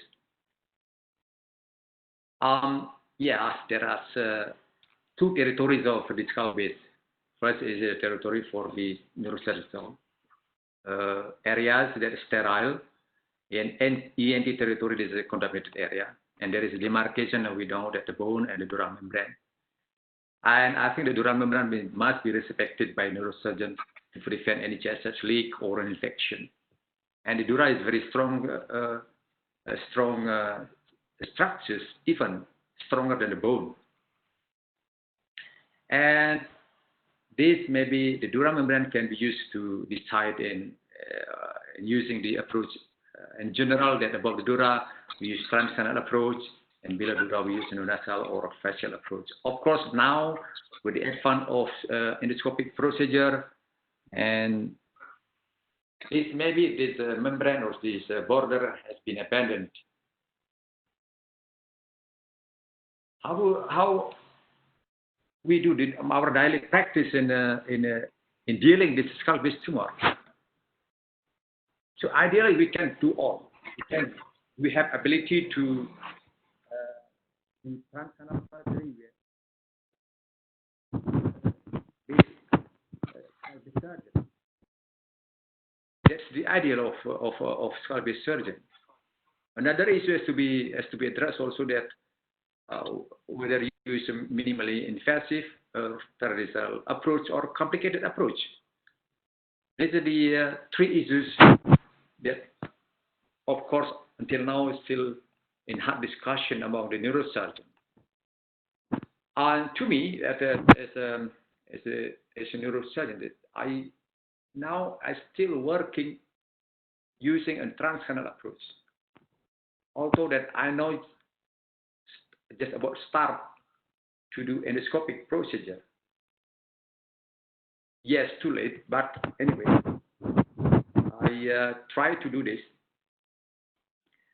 I think that from the literature review, let's see the fact of endoscopic skull-based surgery. This procedure is adapted to many countries or institutions. However, there is still skepticism in other locations, in other countries, in other institutions, even among neurosurgeons at the same institution. However, this procedure is now rapidly improved, rapidly expansion because of myriad courses, many training opportunities. And however, because of there is lack of randomized trial, therefore there is concern regarding its true efficacy compared to the more traditional approach. So I think before before making a transition to endoscopic approach or surgery, we have to be well prepared because it needs extensive training, it needs expertise, it needs experience. And of course, we need institutional support, like operating room equipped with the endoscopic instrument, dedicated operating room. And the last is that we have to find, if we really want to do this endoscopic procedure until level 5, we have to find compatible personality. It's not easy. The fact is that the skull base is a changed normal anatomy. If we take a course or cadaver dissection, we learn normal anatomy. So what we have learned from this is normal anatomy, while in the fact that the brain, this vascular system, or the cerebral nerves are compressed or displaced by this lesion. So we cannot directly apply what we have learned from this cadaver dissection, whatever you say, to our daily practice. So we need level of training. If you really want to reach this level, I think this takes time. My colleague who has been doing this approach, maybe just level 1 or level 2. Because to reach or to achieve that level 5, we have a greater level of anatomy knowledge. We have a lot of cases to reach the learning curve. So I think that we have to be well prepared before transferring or before making a transition to endoscopic procedure. Also, there is a problem with our training. If many neurosurgeons will make a transition to endoscopic, it means that there will be less of traditional approach that will be taught to our training. In order to truly understand the option, relative advantages, and limitation of different surgical approaches, a surgeon needs to have an anatomical foundation with experience in surgical approaches. So I think it's a very important message. And the problem also in our daily practice, if we just put one way, there is no balance. There is no other option that can be provided to our patient. How about if there is a problem with endoscopy? Then we have to do it in open. If we have no ability to do this open surgery, and of course there will be catastrophic. And please be reminded that this endoscopy is a tool for our armamentarium or our daily practice. It's a tool. Ideal skull base surgeon. So why I said that I do not a skull base surgeon. I a surgeon interested in dealing with the skull base tumor. We have ability to open and both endoscopic surgery. We have also ability to convert from endoscopic to open when there is a problem with endoscopic, especially when there is massive bleeding. And if you really want to be endoscopic surgeon, that we have achieved a 5-level training of endoscopic approach, and it takes time. And I think for the younger neurosurgeon, you can decide right now because you have more time to reach the learning curve to achieve the full level of the endoscopic procedure. So what should be done before we taking a new technique?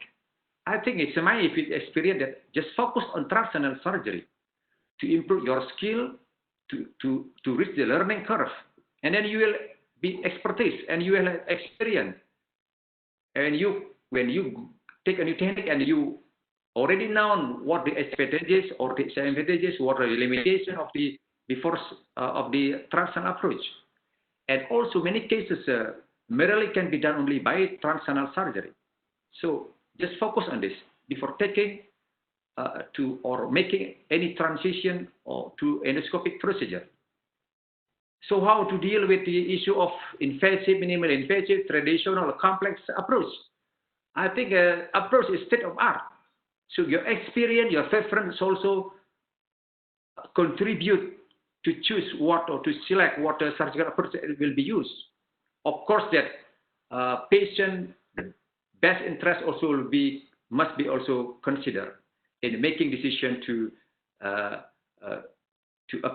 choose the approach. So why there must be balance between the transcranial and endoscopic. So there will be another option for our patient.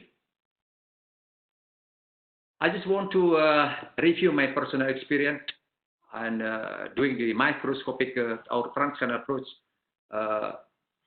in my daily practice. This is a big tumor. Of course, that I need another surgeon, the ENT surgeon, to remove the tumor, maybe grossly total removal. So I come from transcranially and to tumor in the paranasal sinuses will be finished by my colleague, by my ENT surgeon or ophthalmologic surgeon. This is another case. This is a round cell tumor. It's a big tumor. And then I also work together with the ENT surgeon. This is the short video. It's showing the surgical procedure that I have done. I work intracranially until reach the base of the tumor, and then the rest of the tumor just below of this dura will be finished by our colleague, the ENT surgeon. Okay, this is the very hard tumor, and but fortunately that's not so a vascular tumor, so there is no so severe bleeding or bad bleeding. This is another case of basal cell carcinoma. That's the tumor. We work together with the oncologist.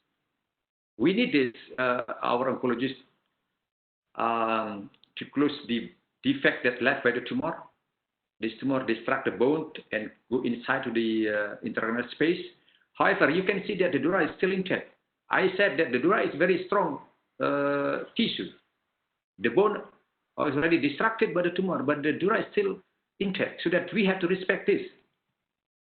Okay, we talk about minimally invasive. Okay, a small size tumor. Probably you can take a minimally invasive for removing this tumor. Okay, that's based your experience. You have to talk to yourself. Okay, this is a eyebrow skin incision, and after detaching the tumor from the bed, it's not a complicated job. I think you can pull the dome of the tumor to your surgical view.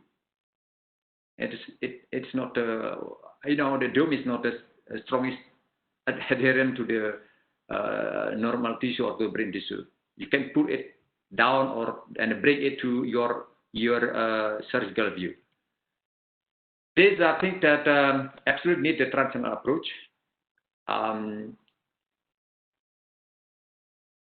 By removing all the affected bone, we will have an ample space to remove the tumor intracranially. This is a carotid artery, and then we can go to intracranial space for removing the tumor in the intracranial space, and then it will be a easy job because we have a space left by the bone.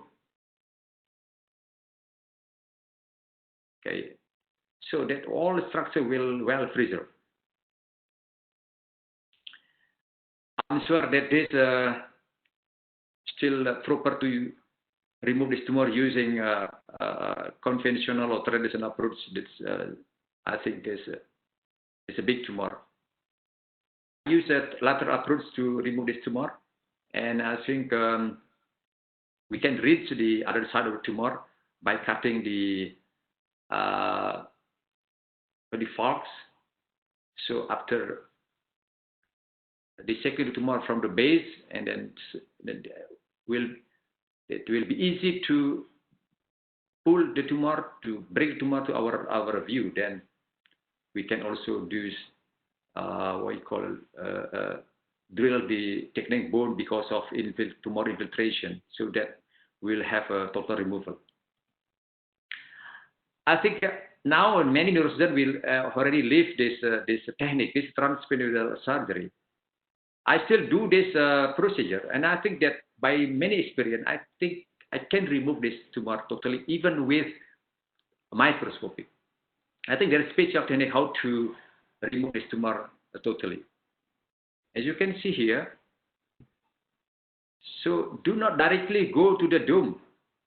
First remove the lateral part of the tumor. So there will be what we call less resistance from the lateral, and then automatically by the gravitation, the tumor, the dome of the tumor will collapse down, and you can check it. You can roll it the floor of the cellar to check whether tumor has already completely removed or not. So experience will tell you, will teach you how to remove this tumor totally. There is some study, the meta study showing that comparing the peteroid, the transperineal and endoscopic is about the same in terms of cross-total removal and hormonal preservation. This is, I think, this maybe for those who already done endoscopic, this is good for endoscopic. But I did the operation just a few days ago. In the pandemic situation, I use a transdermal approach. I skip this video. Okay. How about this? I think this absolutely need a microscopic procedure. This cavernoma of the midbrain. I use a subtemporal approach to reach the tumor. And please be reminded, although you have tools that like intraoperative monitoring to locate the tumor, but it's not fully help. I suggest you to use your knowledge to locate the tumor. Your anatomic knowledge is very important. This patient presented with a very mild symptom, and fortunately the patient recovered from his symptoms. This is also the same. And I use a very simple approach, retromuscular approach. And I use also our anatomic knowledge to locate the tumor, because there is a butte, there is a sign that the tumor just beneath this tissue.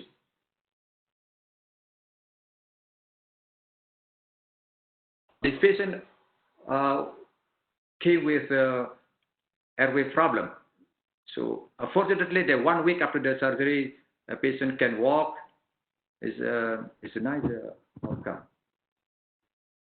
I just want to show you this. I use a simple surgical procedure. So if the structure of the nerve is good, if the function is still good, although we manipulate the structures, post-operatively it's still good function.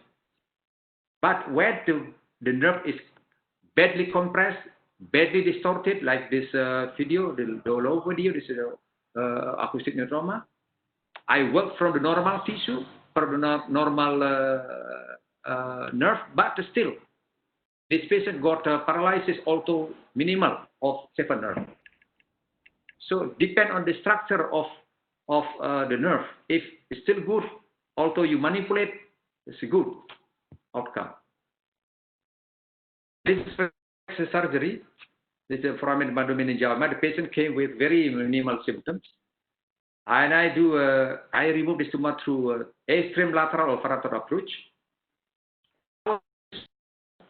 Again, that if the nerve is still good structurally, functionally, although you stretch the nerves for removing this tumor, post-operatively the function is still well preserved. This patient has very minimal complication after the surgery. This is an ENT surgeon in my hospital.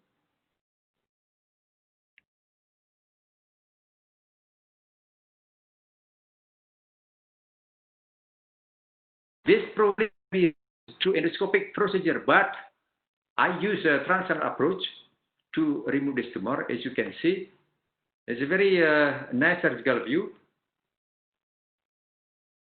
And we can see all the structures clearly.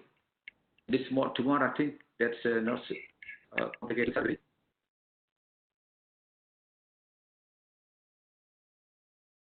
And also we can remove the bone to have a total removal.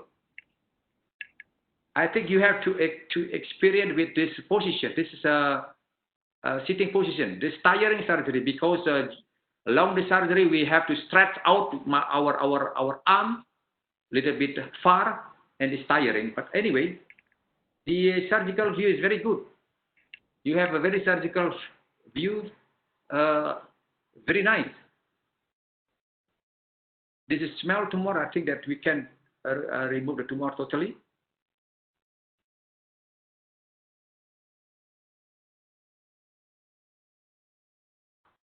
You can see the third ventricle in the front of the tumor. And I think that you can sacrifice this vein. But I keep this vein because it's very big. I keep this vein intact. Okay, it's a nice view. In summary, endoscopic and microscopic are tools as a gun. New approach or new technique require intensive training, expertise, and institutional support. The ideal skull-based surgeon has ability to do open or endoscopic procedure. And minimally invasive should be defined carefully, because a surgical approach is the state of art. Your preference, your experience will decide what approach you will use. Thank you. Okay, thank you, Dr. Gordon, for your excellent presentation. I think now we move to the question and answer session. I think there is 4 questions. Yeah. First question is to Dr. Renindra. Dr. Renindra is still here? Dr. Renindra? Yes, I'm still here, Dr. Azra. Yes. This is the question for you. How do you manage sphenoorbital meningioma during this pandemic? Because this procedure consider long surgery. Any tips of suggestion, please? Okay. Thank you very much for the question. You are quite right. Actually, at our department, that we need to select the patient and do the screening. We have a Plenary team at our hospital. They will check the patient, doing rapid tests, and if it's positive, then we have to postpone the patient. If it's negative, then we can proceed. Or if there is still doubt, we do a swab for the patient and wait for the results. I know that for the past 3 months, our frequency of surgery has been decreased. We have to postpone most of the patients.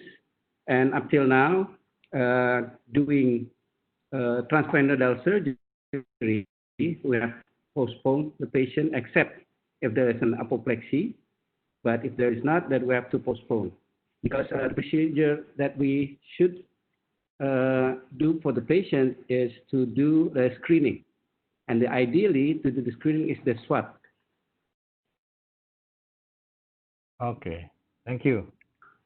So the next question, I think, is to Dr. Wihasto. From Dr. Anton, he asked about usually patient with medulloblastoma after surgery keep intubated after surgery. Usually, in your experience, how long this patient keep intubated in ICU after surgery of medulloblastoma? Please, Dr. Wihasto. Yeah. Thank you for the question. Yes, Dr. Anton is right that most of the patients usually after posterior fossa surgery will still intubated after the surgery. But we can see that the mutism is not happening usually in 1 or 2 days after the surgery. it happens after that. So after 1 or 2 days after the surgery, after the removal of the EPP and the tracheal tube, and they can be free from the ventilator, we can directly assess if the cerebellar mutism occur or not. So usually we found that our patients occurred the cerebellar surgery 1 or 2 days after the surgery. We only put them in a ventilator like for 24 hours or 2 times 24 hours. When everything got stable, they can breathe normally. They need no support of the ventilator. They can be removed from the ventilator, and then they can be assessed for the cerebellar mutism. Okay. Thank you, Dr. Biasto. And I think, can I add a little bit regarding the oh, okay. We Yes. do surgery with the PPE level 3, every surgery. Oh, okay. PPE level 3. Thank you. Okay, nice information. Thank you. And I think this is the last question for Dr. Wawan. And the question is it still need medication after PRF treatment? And then what kind of medication you give? And also, the second question, is it enough only 1 level, or maybe needs more than 1 level to do this PRF treatment? Okay, question for you. Thank you, Dr. Asra. For my procedure for 3 cases, I give them all non-steroid anti-inflammation for 5 to 7 days. And after that, we evaluate it is needed or not. 2 of the cases not needed NSAID very much, but 1 cases we give NSAID intermittently. The patient with diabetic amputation. And about the level, I do for 2 cases in 3 different levels, but in the diabetic cases only do 2 levels. But I never do only 1 level. And I think medication I use NSAID such as natrium diclofenac. Thank you. Okay. Thank you very much, all the speakers. And I think this is the end of our plenary session today. I am very happy with the quality of our dialogues today, the wonderful hospitality of all the speakers, and also the positive reaction we have received from the audience. So again, thank you for your time, and have a wonderful rest of your day. Stay safe, stay brave, stay healthy. And we will move to the next Satellite Symposium that will cover by Dr. Gibran. Please, Dr. Gibran. Thank you. Assalamualaikum warahmatullahi wabarakatuh. Waalaikumsalam. Thank you, Dr. Asra, Wawan, Golden, Dr. Wiasto, Dr. Gibran, Dr. Reni. Terima kasih, Dokter. Situation.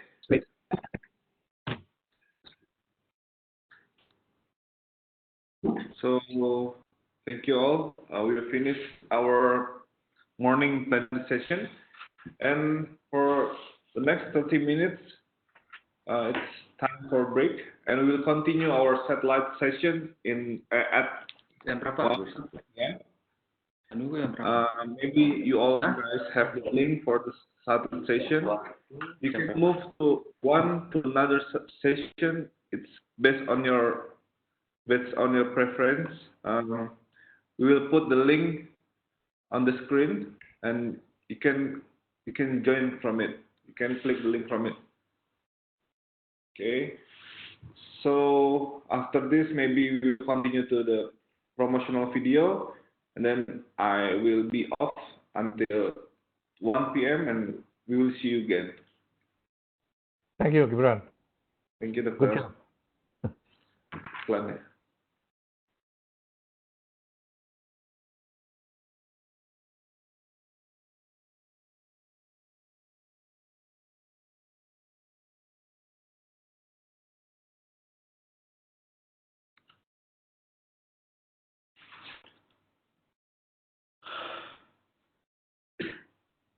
can share ini.